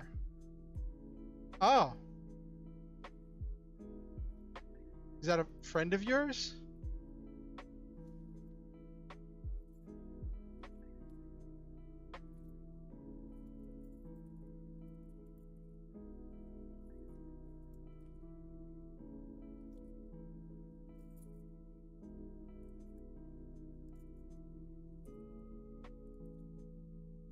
With humanish feet. Okay.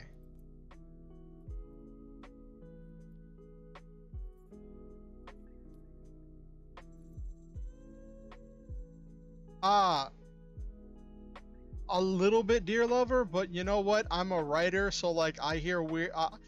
My brain is full of a lot of weird stuff. I'll be completely honest with you, dear lover.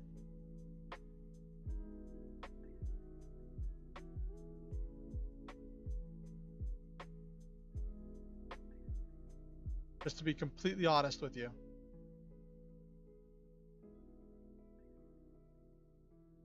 Okay. Eating pizza and drinking Coca-Cola. Wouldn't that just be like the Coca-Cola Santa character, except with pizza instead of cookies?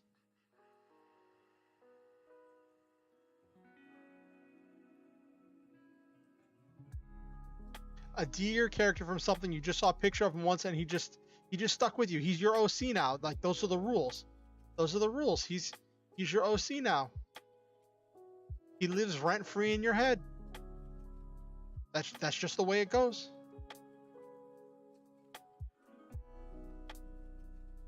That's just the way it goes. All right, so I'm gonna read the synopsis that we just wrote of this story, so I can give you a quick rundown of what's happening in this story. Okay. On a strange planet with one supercontinent, Planta, in the capital region of Plantare, an announcement is made in this world where all technology is plant-based and there's no pollution. A plan has been hatched. A dark organization called Rosicrucius has installed themselves as rulers of this green world. In the face of absolute destruction, one brave airship pilot, Hazel Adelia, is called to rise to the occasion.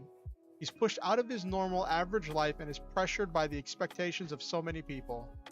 Opposite him is the daring and disciplined air pirate Grief Stormblood. She's running from her own dark past and answers the call to serve Rosicrucius. She has her own devious goals and will stop at nothing to achieve them. What follows is a tale of high-flying airship adventure and intense war room plotting, a story of deep political intrigue and thrilling action. This is a story of rebellion and retaliation. This is Halcyon Avenging. P.S. There is no romance in this story.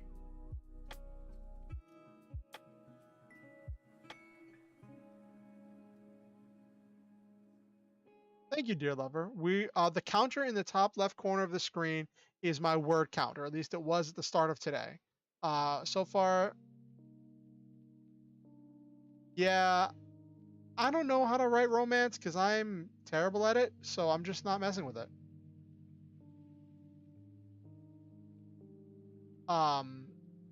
So far we're at 30,800 some 810 words. At least that's what we started. You especially read mainly young adult books? Yeah. It's really amazing how often romance is a primary trope in young adult books.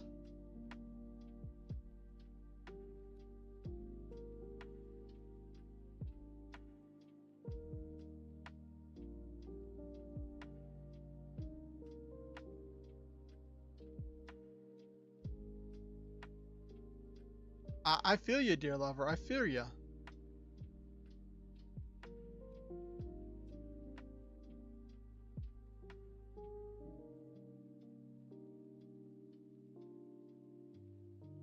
Getting a little creepy there.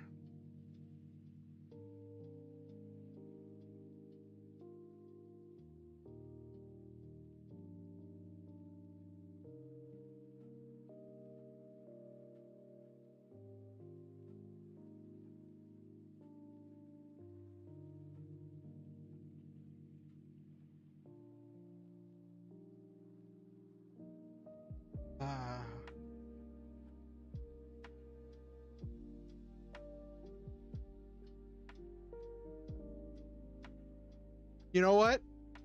Just for you, dear lover. Just for you.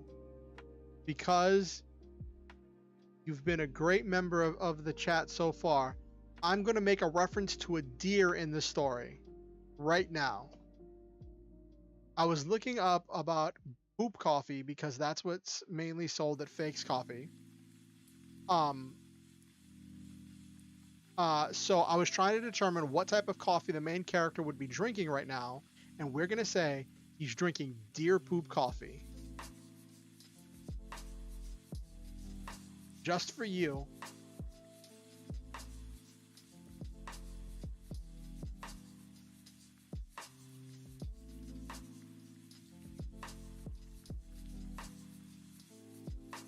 You're a valued member of you're a valued member of chat.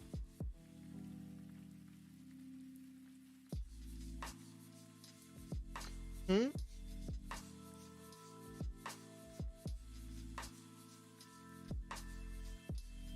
All right.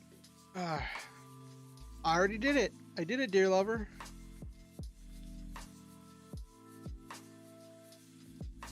Should be on the screen.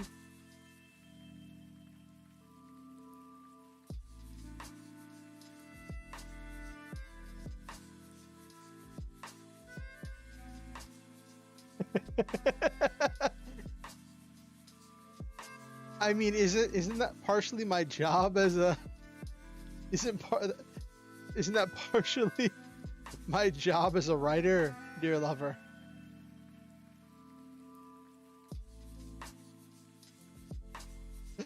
uh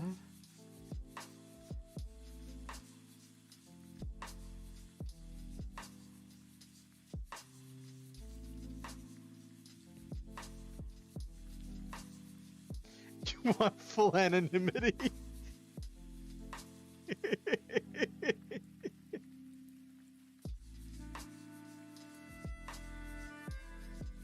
Well, it's not like anyone's gonna connect you, dear lover, to the presence of deer poop coffee in my story. So what would deer poop coffee taste like?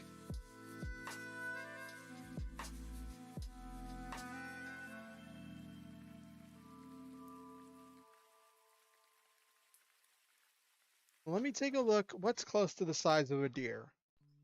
We've got bird coffee, bat coffee, monkey coffee, elephant. I think the cat coffee is as close as we're gonna get. Which is funny. The cat coffee is the most famous, right? But it's not the most expensive. The most expensive is the elephant poop coffee.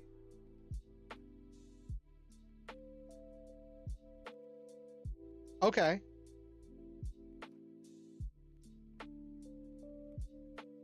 So let's see. What does elephant coffee taste like?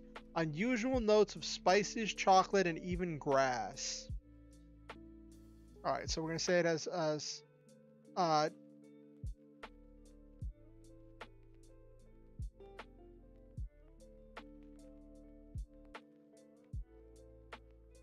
so we'll say that's what it says. That's what the website says about what it tastes like.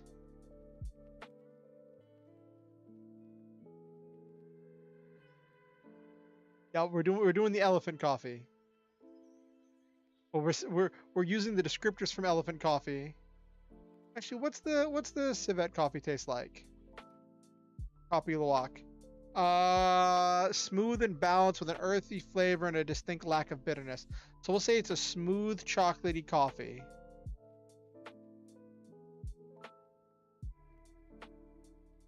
We'll say it's a smooth, spicy, chocolatey coffee. This is the kind of research that you do as a writer.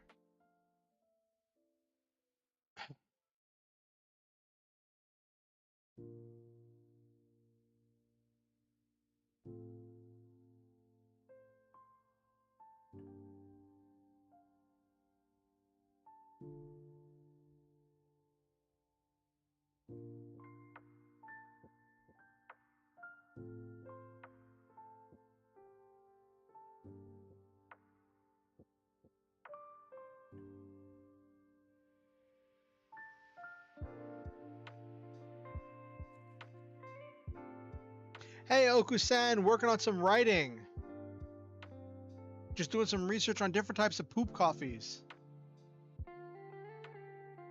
So the main poop coffee that I knew about was the Kopi Luwak, the most popular, the most famous of the poop coffees that's made with cats. But did you know there's uh, an elephant poop coffee, a monkey poop coffee, a bat poop coffee, and a bird poop coffee?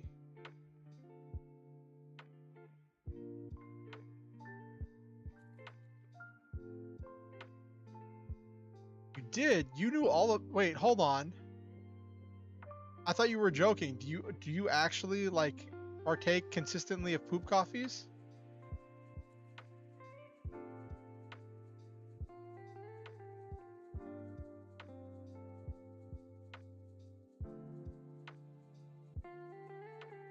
Okay, but like it's one thing for a person to say that they enjoy poop coffees, because like I'm looking at the prices of these poop coffees and they expensive. Like the elephant poop coffee averages $1,081 a pound.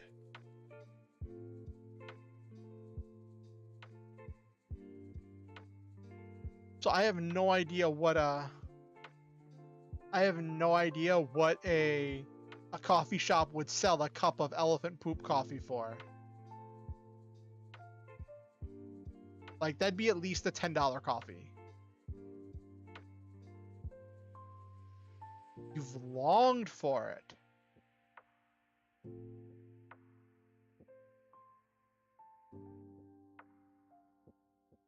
Well, I've got some websites here on this listing that I found where you can uh, go to order some.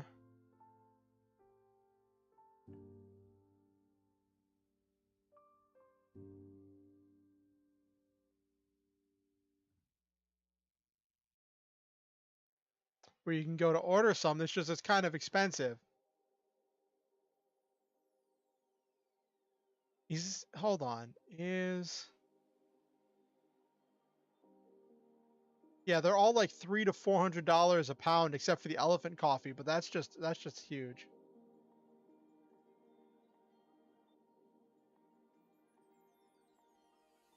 Yeah, poop coffee is ridiculously expensive.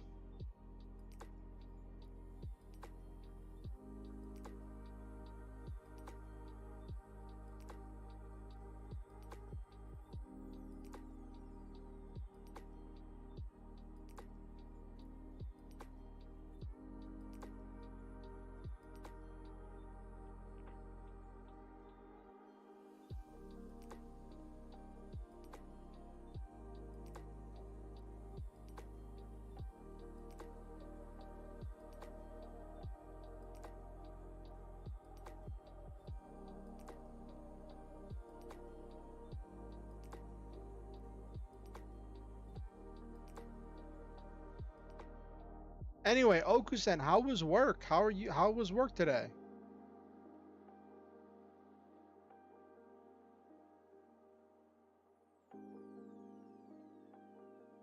Oh, buy a strange flavor of coffee. That sounds exciting, Okusen.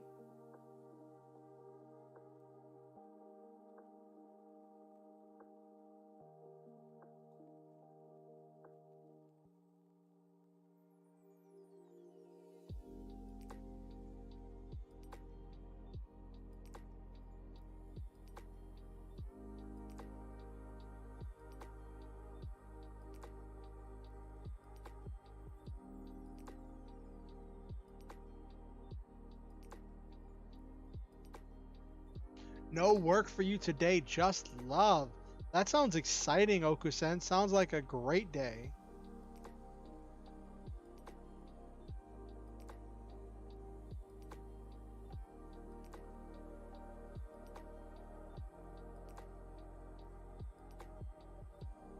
I also have to prepare myself tonight because the power is getting cut off tomorrow for like the entire day because they're doing a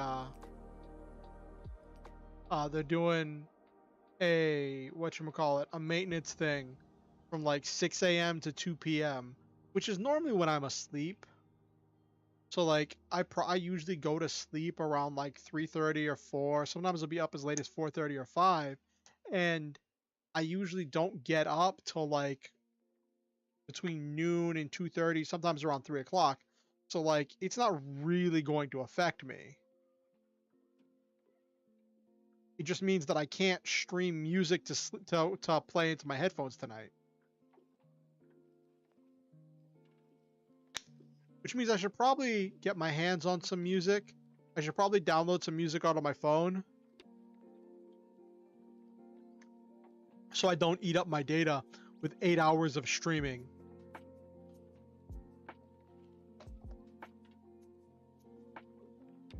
What's the strangest flavor of coffee you had, Okusen?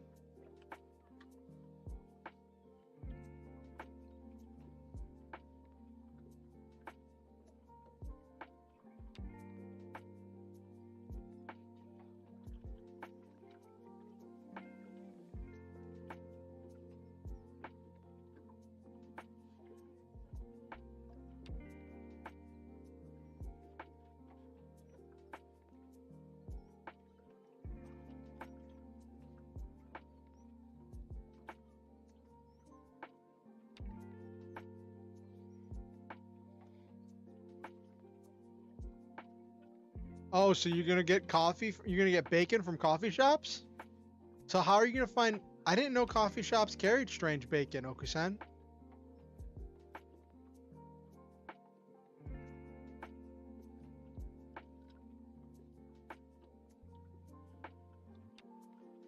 Oh, bacon. Oh.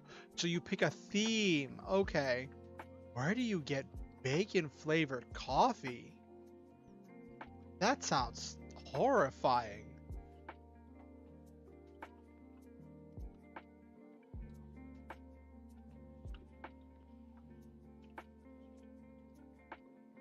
Of course, Nabiru. Of course, that's where your brain would go.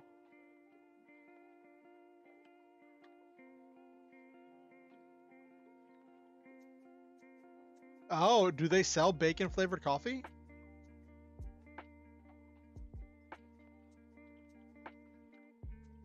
Chocolate covered bacon? What, are you gonna put chocolate in your coffee?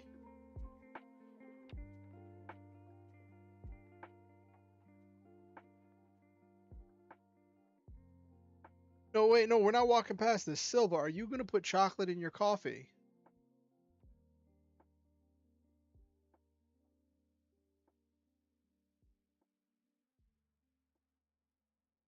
Or are you gonna feed the beans to or are you gonna feed the beans to an elephant so that way when the elephant's digestive system will make it taste like chocolate?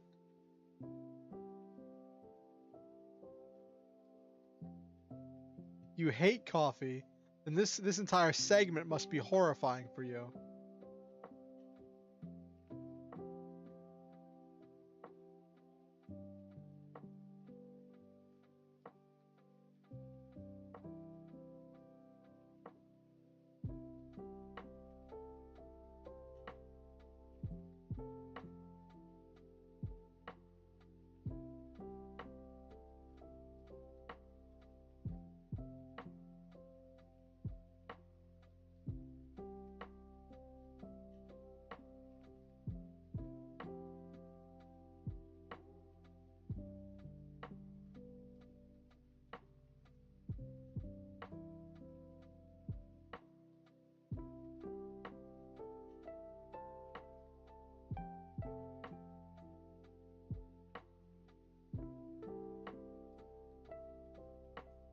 All right.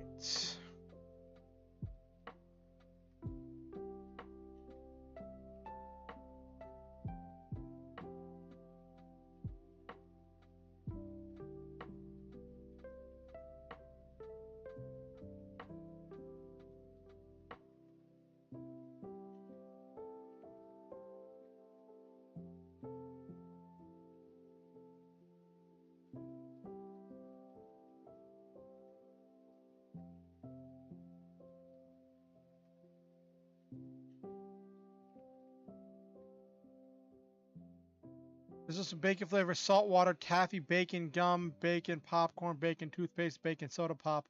I love coffee, but I rarely drink it. Do you think that we'd be...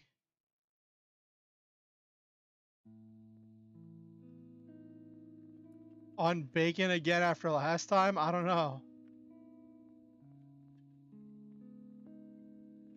I mean, I'm up for making some rice paper bacon.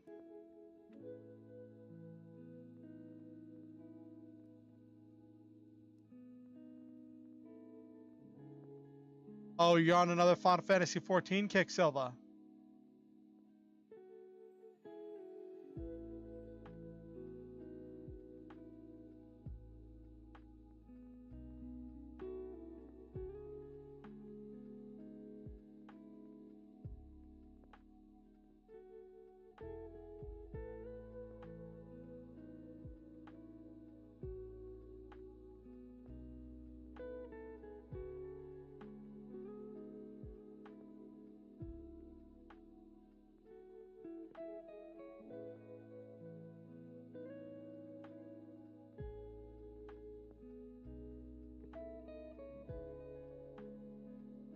Trying to get stuff to get new armor. Oh, I see.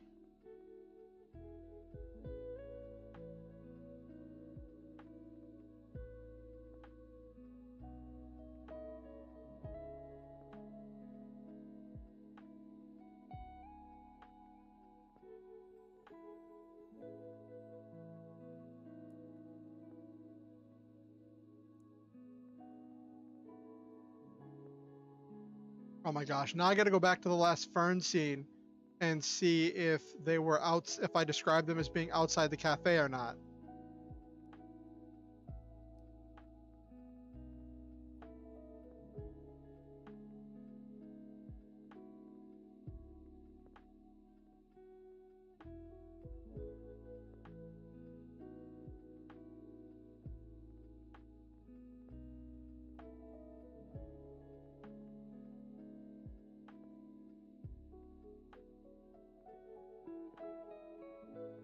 Okay.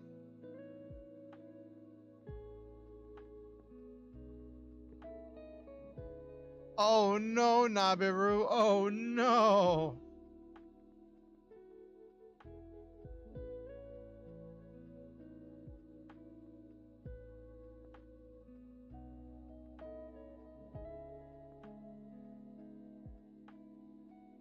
Walked out of the coffee shop. Okay, I had them indoors last time. Okay.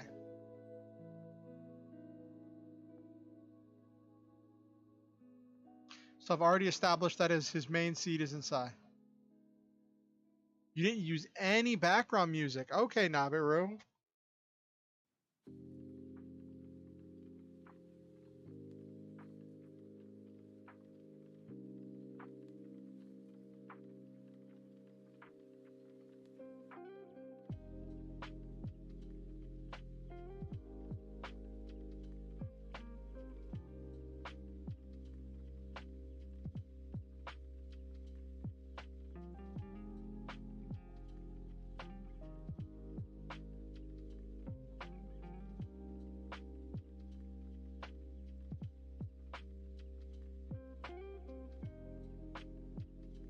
I felt to be distracting while trying to read and process the Chuni speak of each question. Okay.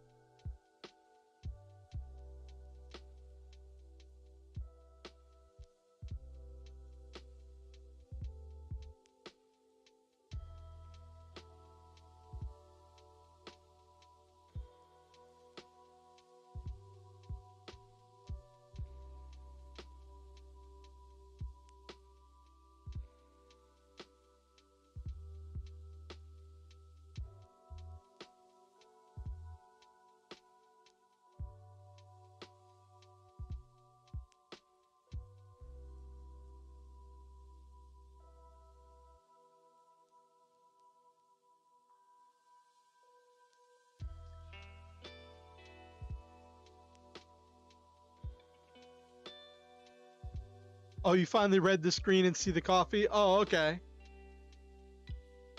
Yeah, so the character was drinking coffee and I wanted to research what kind of poop coffee the character would be drinking. Uh, so I don't know. I can't remember if we mentioned it with you, Okusen. One of the rebellious organizations, their front is an organization. The one of the fronts for them is a coffee shop that specializes in coffees made from animal poop.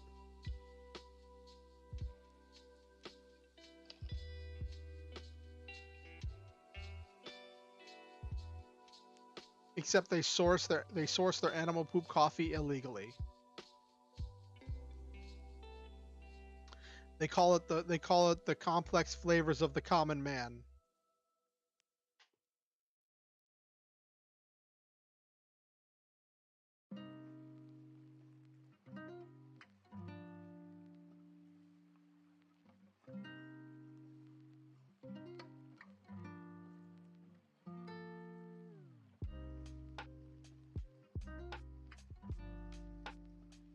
Oh, shift from our Lancer game.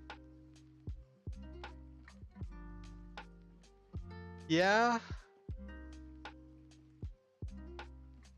I guess I could introduce coffee. I could introduce coffee to the Lancer game.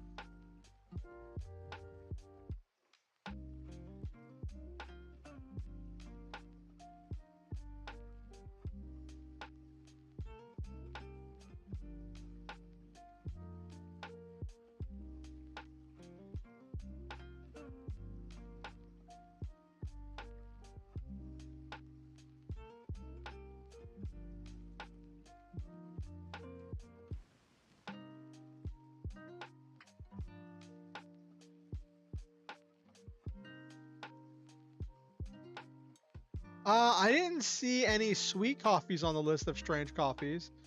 Let me take a look at that again. Okay, hold on. So the cat coffee, smooth and balanced, earthy flavor with distinct lack of bitterness. Elephant coffee has unusual notes of spices, chocolate, and even grass. Monkey coffee. Eh.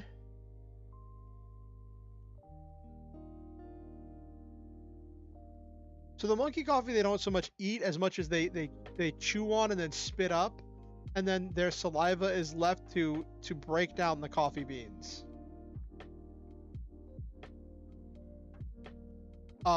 And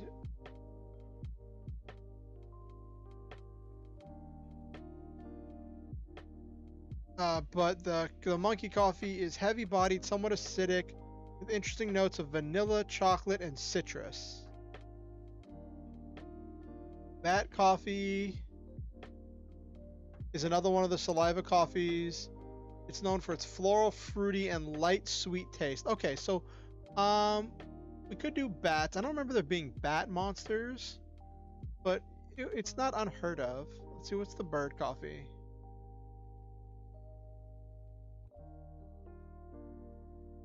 Full-bodied nutty flavor with a distinct hint of anise. So yeah, but the bat coffee is slightly sweet. So I could introduce some kind of beast coffee that's made through digestion while interacting with shift.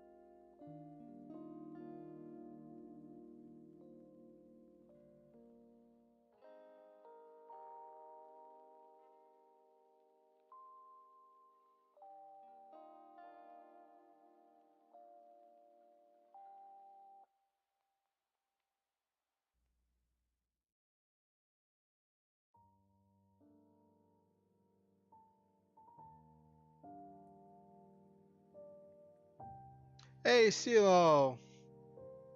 How are you doing? It's good to see you.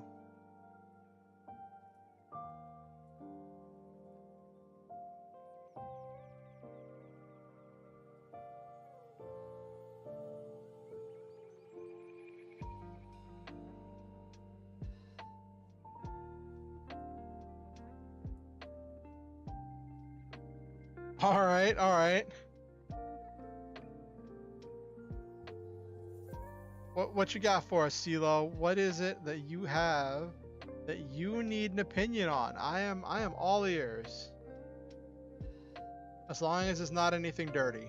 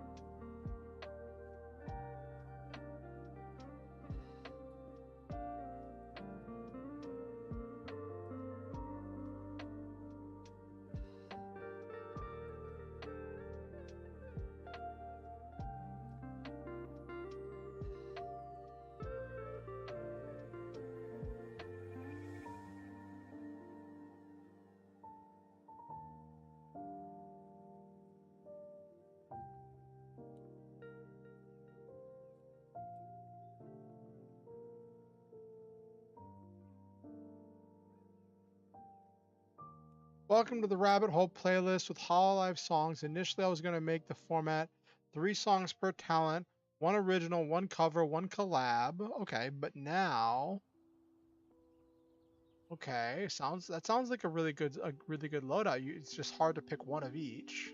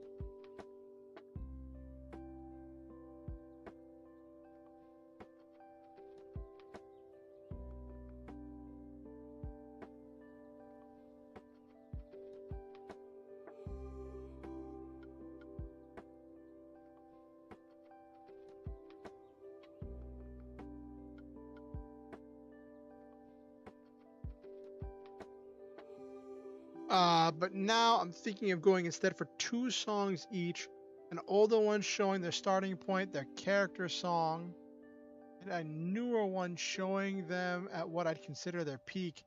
I don't know if I'd say any of the Hololive talents have peaked. I think that's one of the things about Hololive is that they are constantly improving. Like,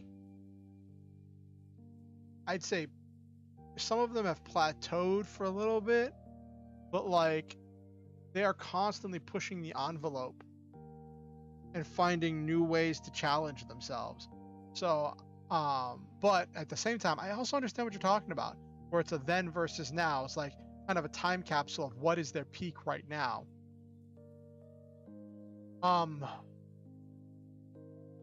That's rough.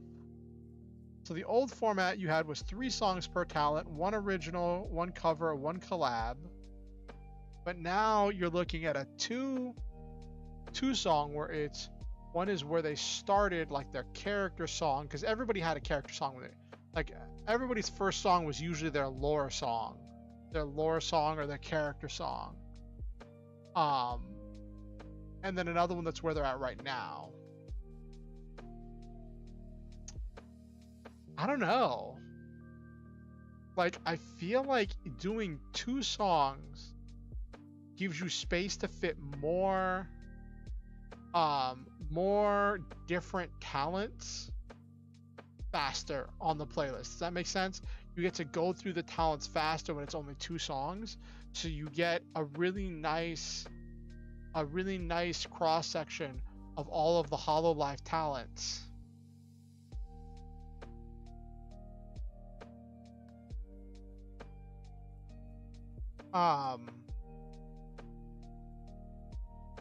That's a rough one. You know, if you want my opinion, CeeLo, I think you're on the right track. I think 2 songs each with an older one and a newer one to show that character progress. Tells a better story. Because it's always cool when playlists tell a story. They're going in a direction. It's like being a part of a production, you know?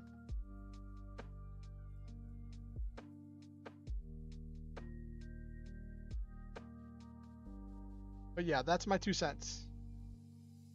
That's my 2 cents, CeeLo.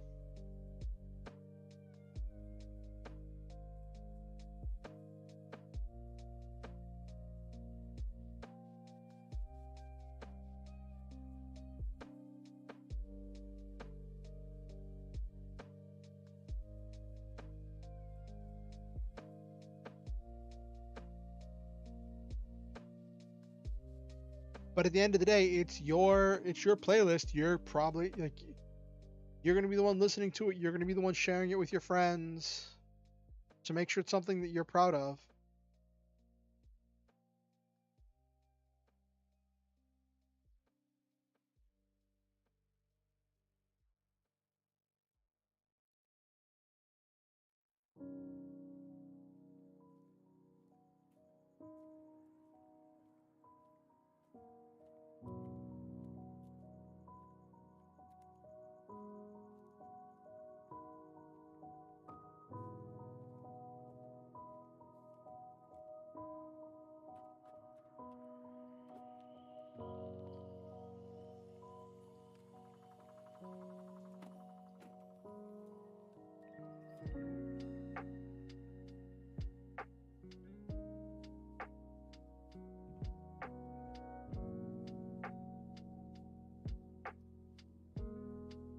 Yeah.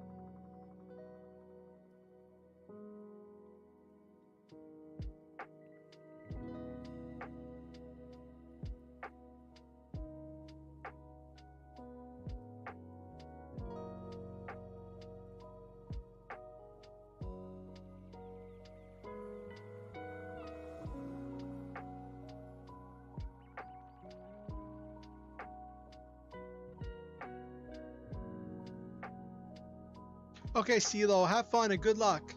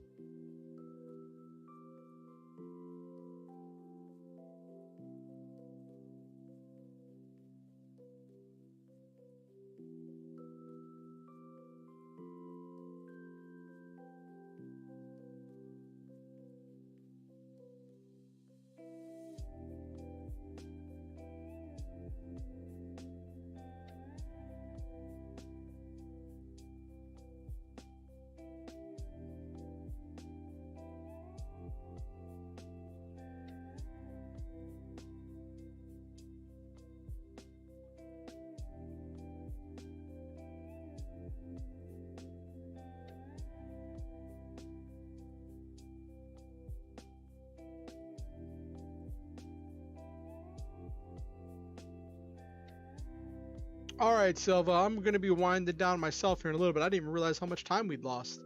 Well, not lost, we spent. It was time well spent. But good night, Silva. Rest well, good friend. Hopefully you wake up early, have a good day, and get to do more Final Fantasy XIV stuff tomorrow.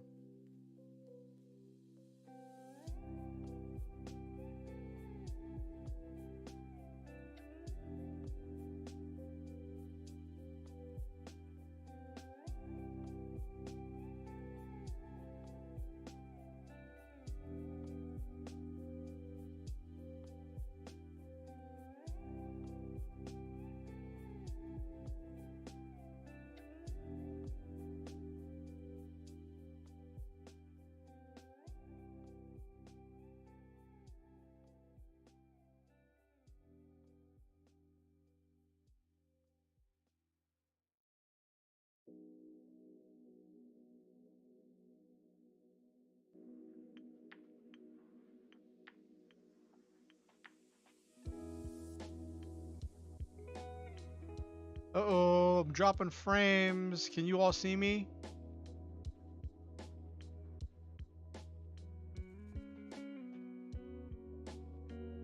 I should have stopped dropping frames.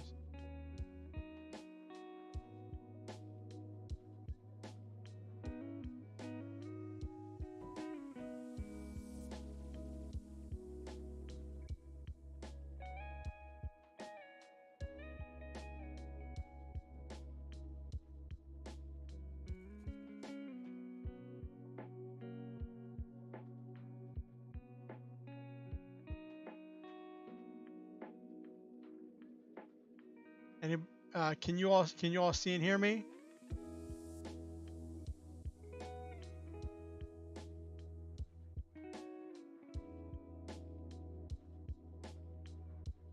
Oh, guess we're flying by the seat of our pants.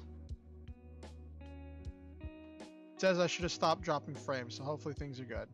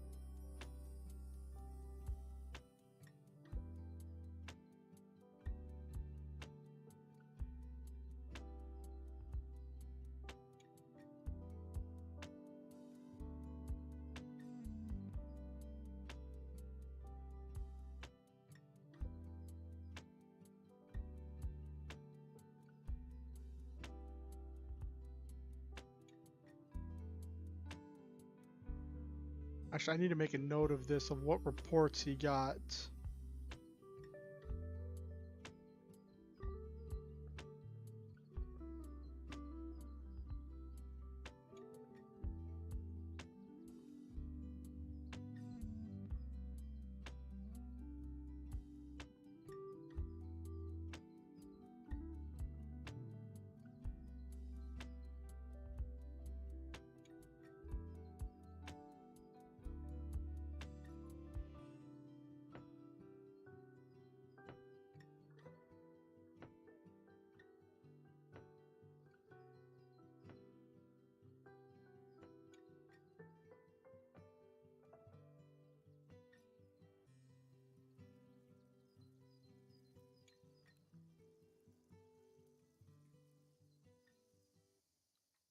Okay. So I had to make a note of all 5 reports that he got. I think I nailed that. Scroll back up here.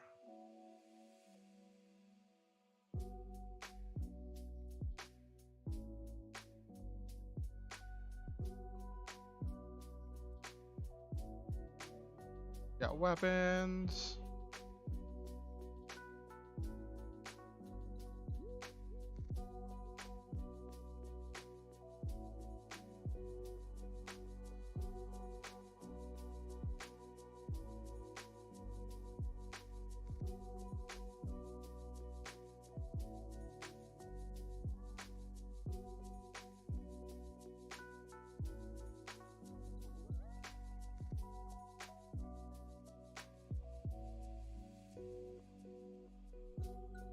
Oh no, it was a list of members. Okay, let's make sure I maintain that continuity.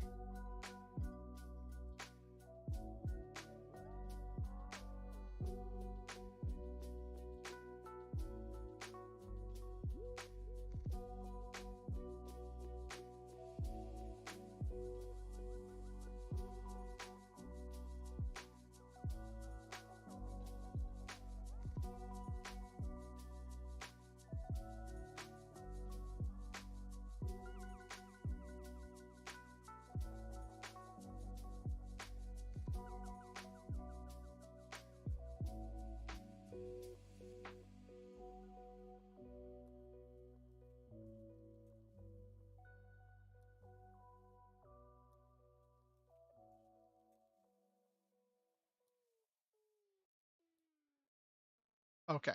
All right, cool.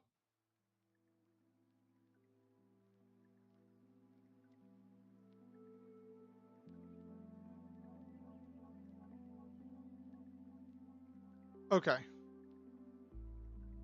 All right.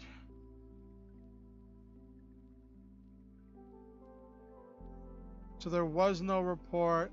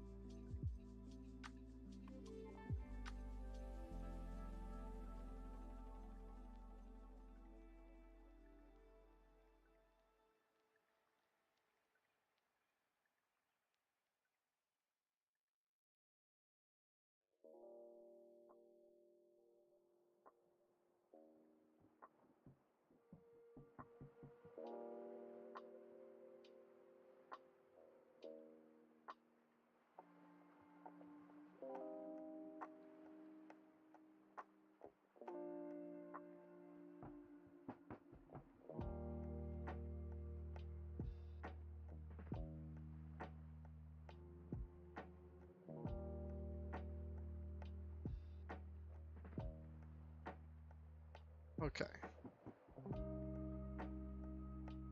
So what's happening here? We did what we said we were gonna do, where we had Fern come in. Fern asks who shot first. Yes, no plan survives contact with Hachima. You're absolutely right, CeeLo. How's the playlist coming along?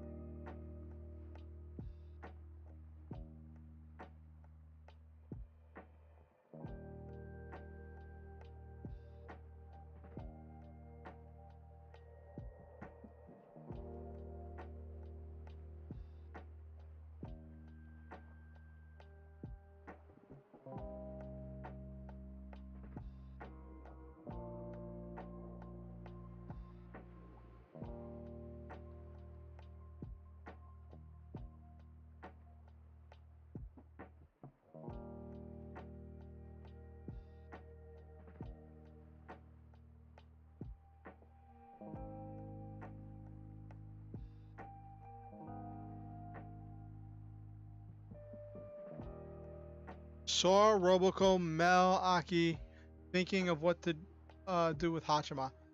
I wasn't aware Hachima had a lot of music.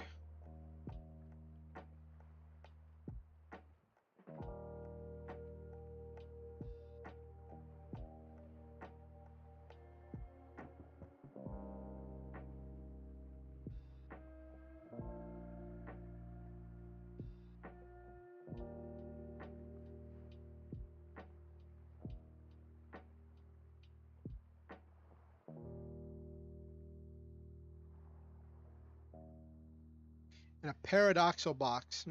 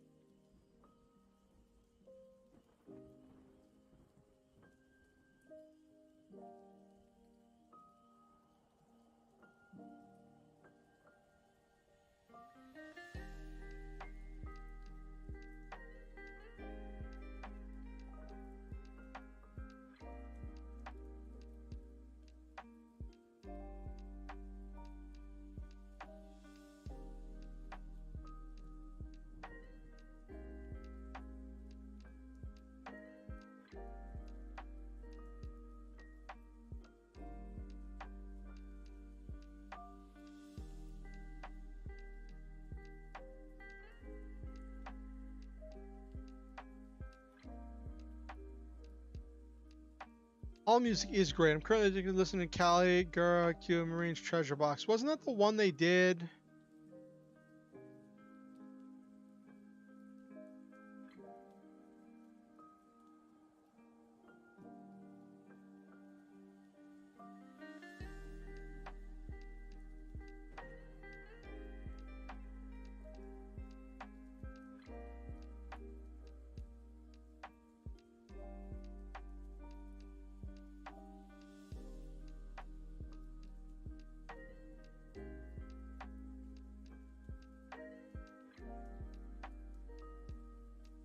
Yes, Hachima has gone through a lot of growth.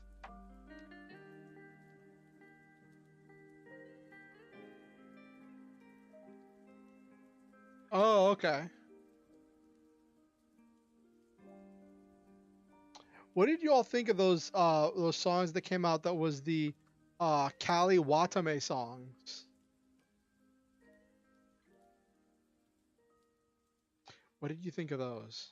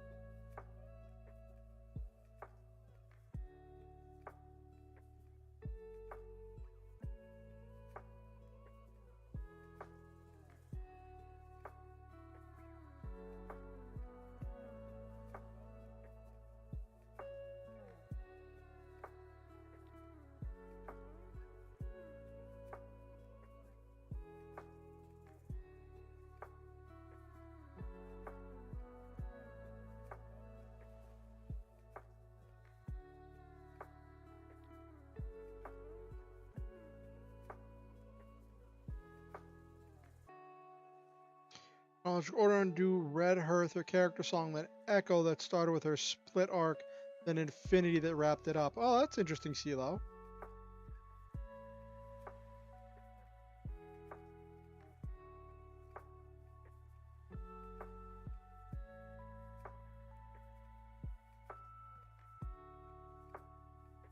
Oh my gosh, okay.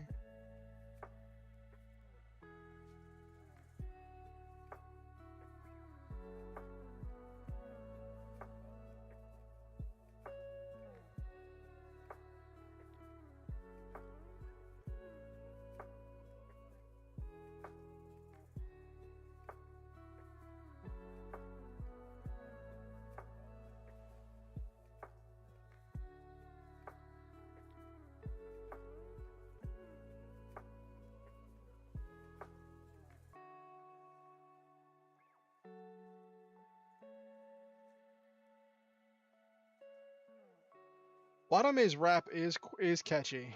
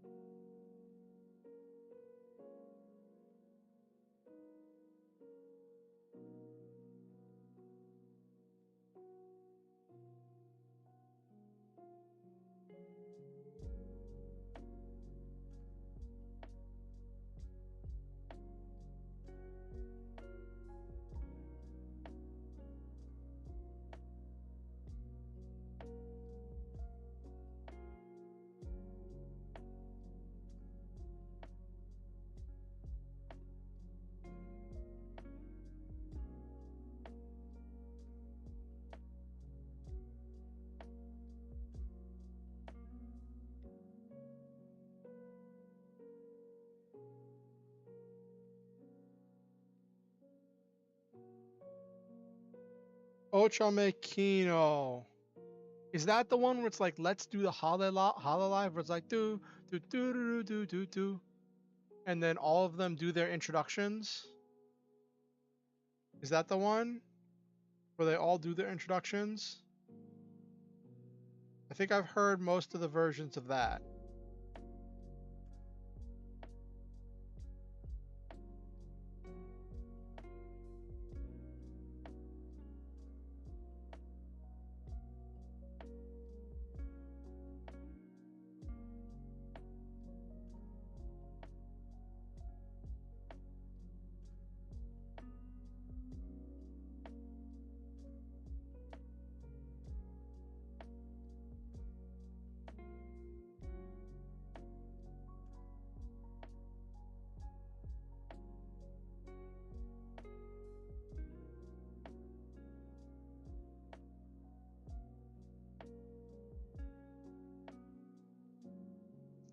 Right. Well, I'd say Shiny Smiley Story became the Hololive theme song. Or at least it's Yago's theme song.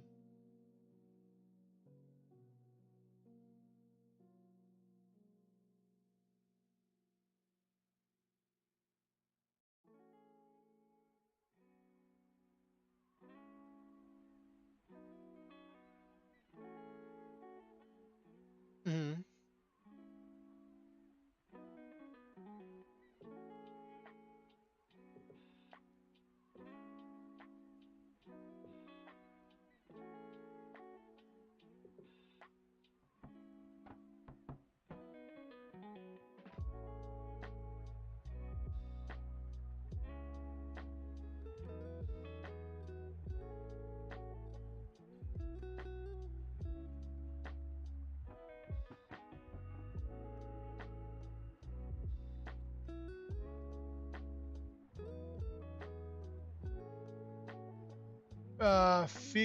9 months ago, including everyone safe Friday. Oh, okay.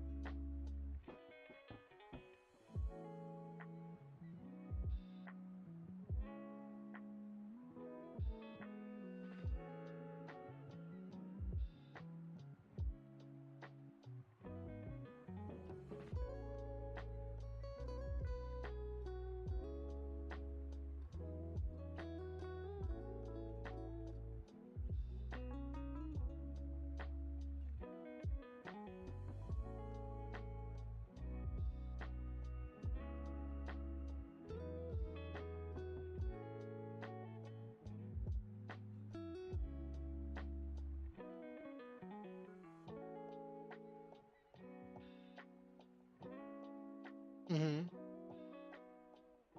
Hachima Problem solved. She has a song from 2019 that's idol like then Infinity. Okay. See? You figured it out, CeeLo.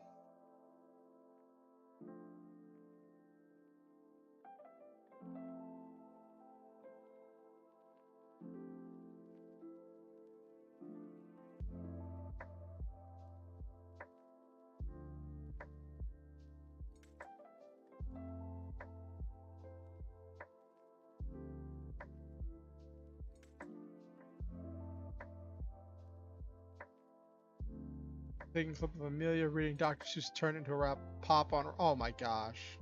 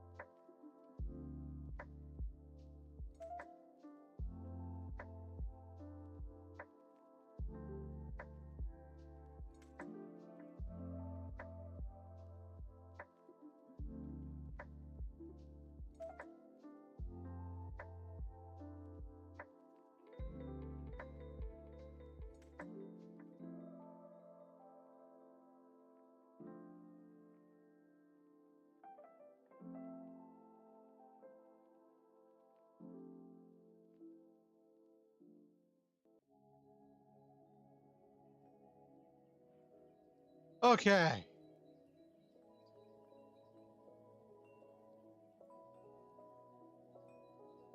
I think I'm going to end it right there for tonight. Got a lot of writing done.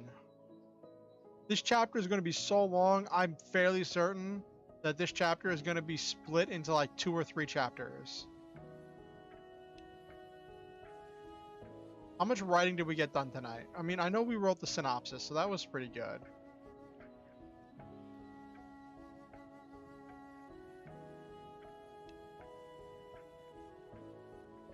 Tonight we got 960 words. We didn't even finish the scene, but I don't want to keep dragging on this stream for too long.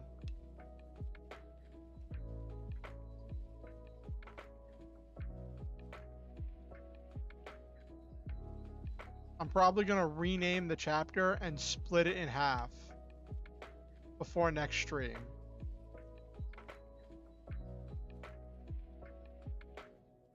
$4,190.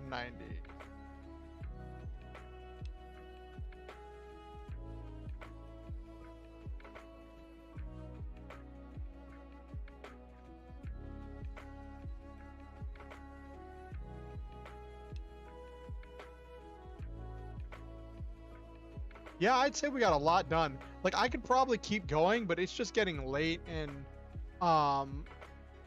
there's part of me that, like, for all of this productivity, there's part of me that just kind of wants to unwind, watch random YouTube videos, and scroll through Twitter. But whenever I'm streaming, I feel like I have to make sure I'm staying on task, because that's the point of the stream, you know?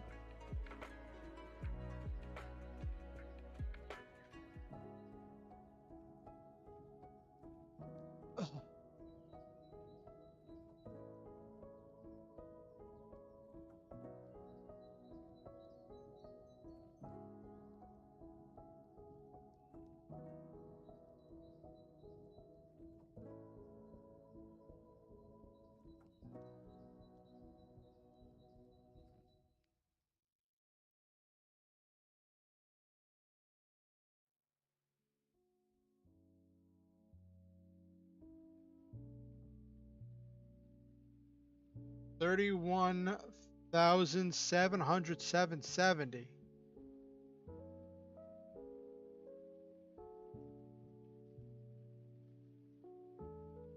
Or 774, sorry.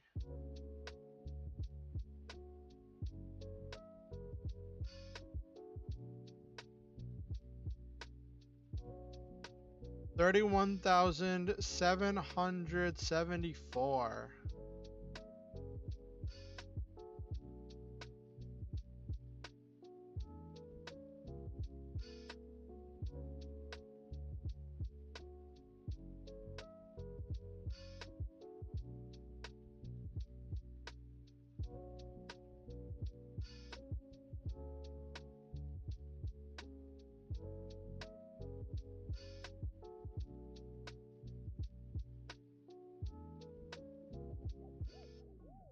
All right.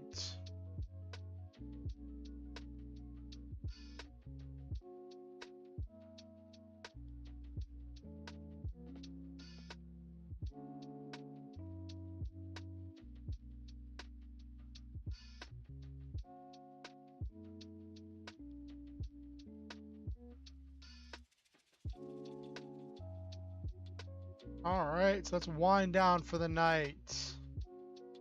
Yeah, I think we got a lot done, Nabaru. I think we got a whole lot done. We did have a whole lot of talking. I meant to change scenes before I closed the window. So I guess that happened. So what's everyone hoping for this weekend? What's everyone gonna be doing this weekend?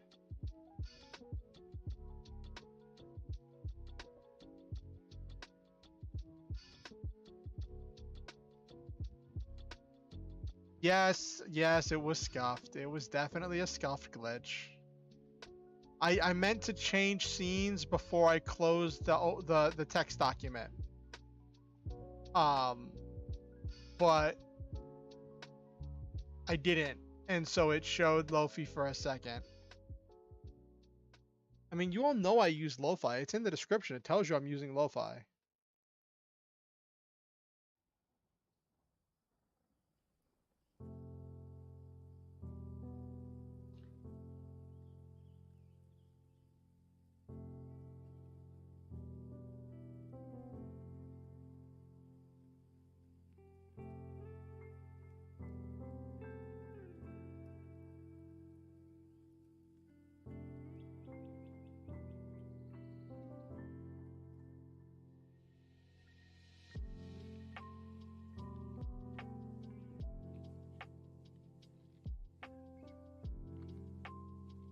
Finish your current quiz, so don't know. I don't feel like working on the next one anytime soon.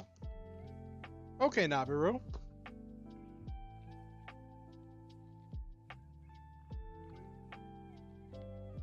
I was kind of hoping one of my friends would show up for the stream.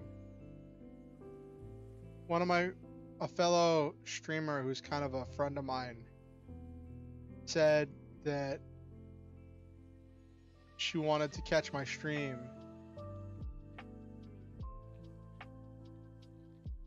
And Ben wasn't here. I'm sure she got busy with stuff.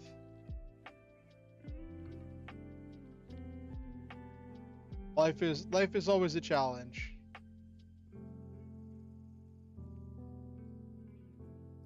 Maybe she was here and lurked. That's also a possibility. Maybe she was just here and vibing. You know what? You're right, Nabiru. I should definitely take that into account.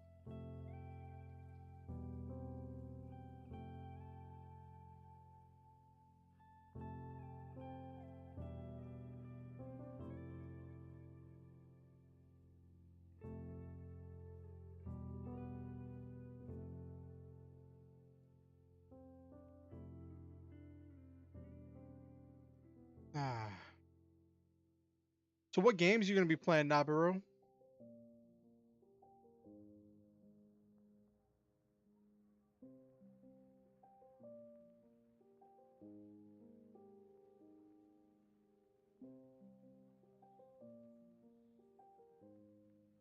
Oh, you painted your nails, Okusen. That's exciting. Fingernails or toenails?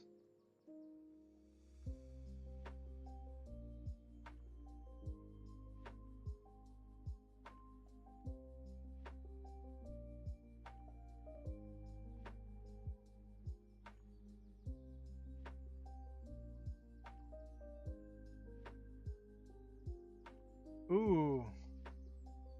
First time painting your fingernails? That sounds exciting.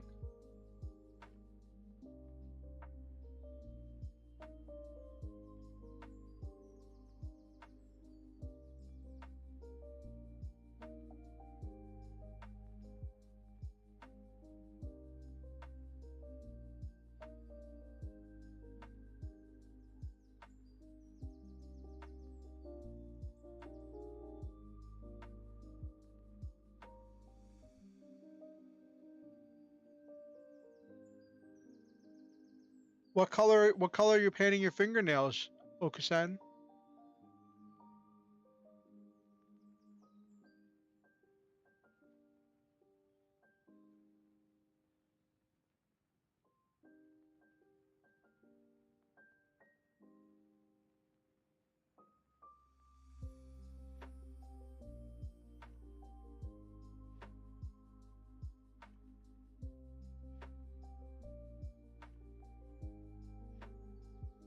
Time green. Ooh, that sounds interesting.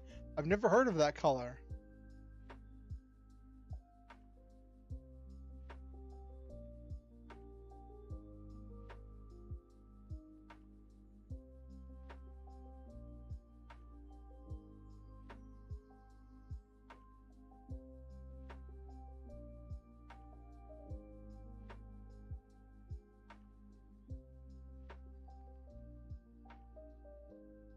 Oh no, Okusen.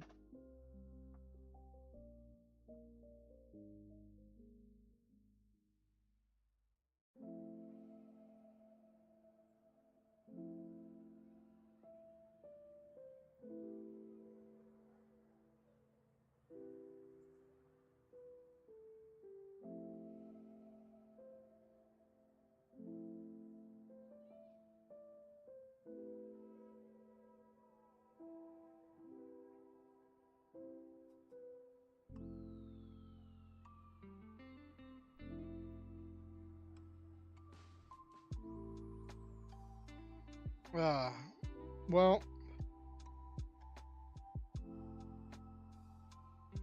what color does it look like, Okusen?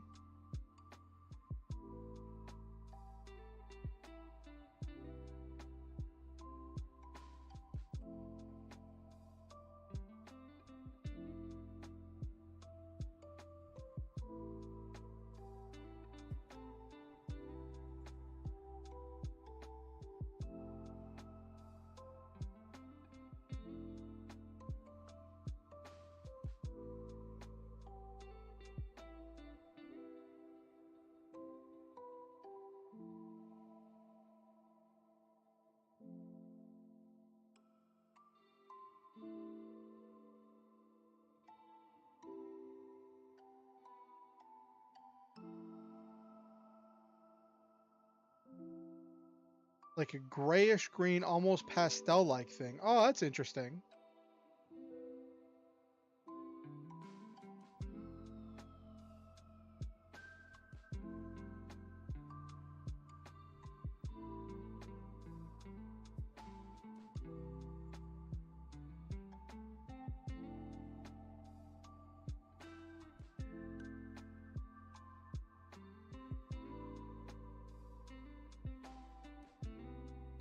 It's a test piece. I don't have anything besides the nail polish.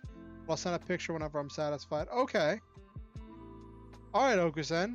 I'd be glad to see what you're working on. I always love to see what kind of projects people are doing. Hey, you finished Gen 1 CeeLo. Congratulations. So where are you making this playlist? You making it on Spotify? Are you making it on like iTunes? Is iTunes still a thing? Is it Apple Music now? What's it? Are Apple Music and iTunes just the same thing? Oh, you're making it on YouTube. Okay.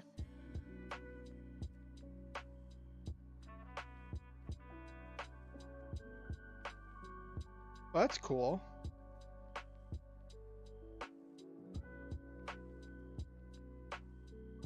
Ugh. Well, I'm happy for you.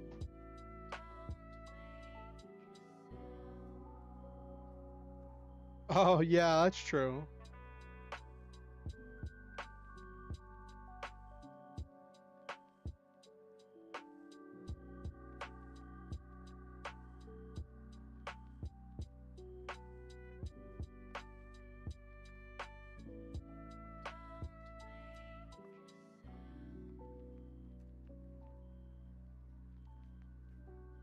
Oh, you're leaving a public silo so everyone can enjoy. That's great.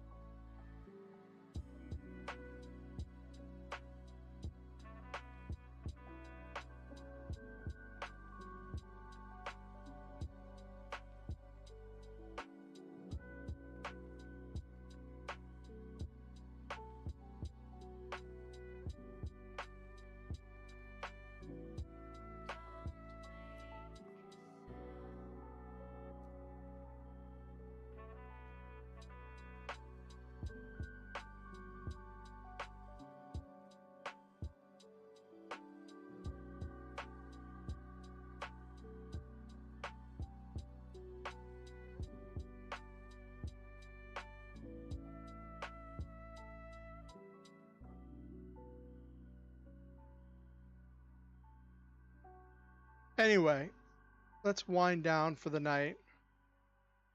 I think this has been a pretty good stream. For a stream that started off really rocky, I think things went really well. So like I had a meeting today with some friends of mine to discuss stuff with my mom. Well, not discuss with my mom, but about my mom. And I got here really late. I didn't get a chance to create the stream early, so it didn't send out the notification to people until I was already live. And YouTube does a weird thing if you don't make the stream early. I think, I don't know if it still does, but we've had a lot of people come through, so I want to say thank you to Silva, Nabaru, Okusen, Dear Lover, Silo. Who else did we have come through today?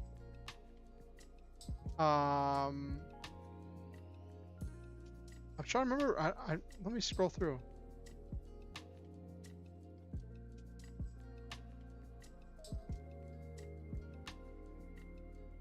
I think that was everyone that came through, but anyone who just watched and lurked, I want to say thank you to you as well. I appreciate each and every one of you. I want you to know that I think that you are wonderful. Yep, that was it. All right.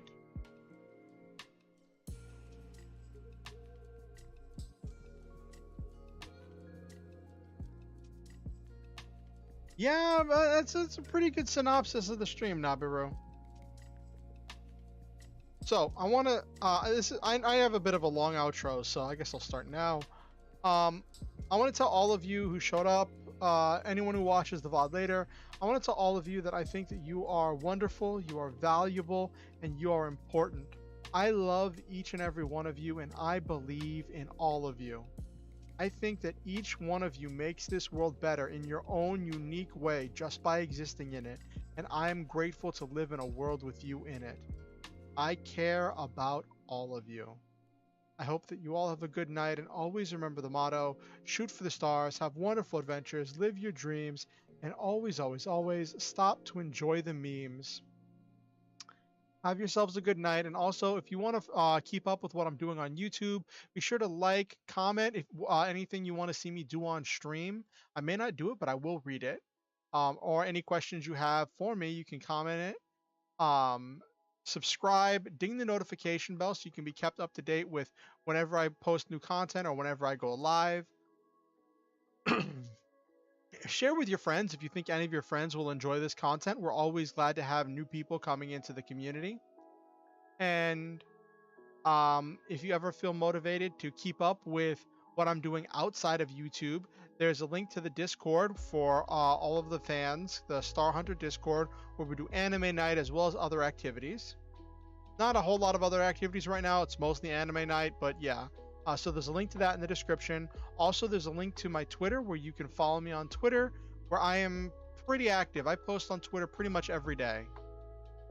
So you can follow me there. And also, if you my content is free, but if you ever feel motivated to donate to improve my life or improve the stream, there are links where you can do that in the description as well. Have yourselves a wonderful night, everybody.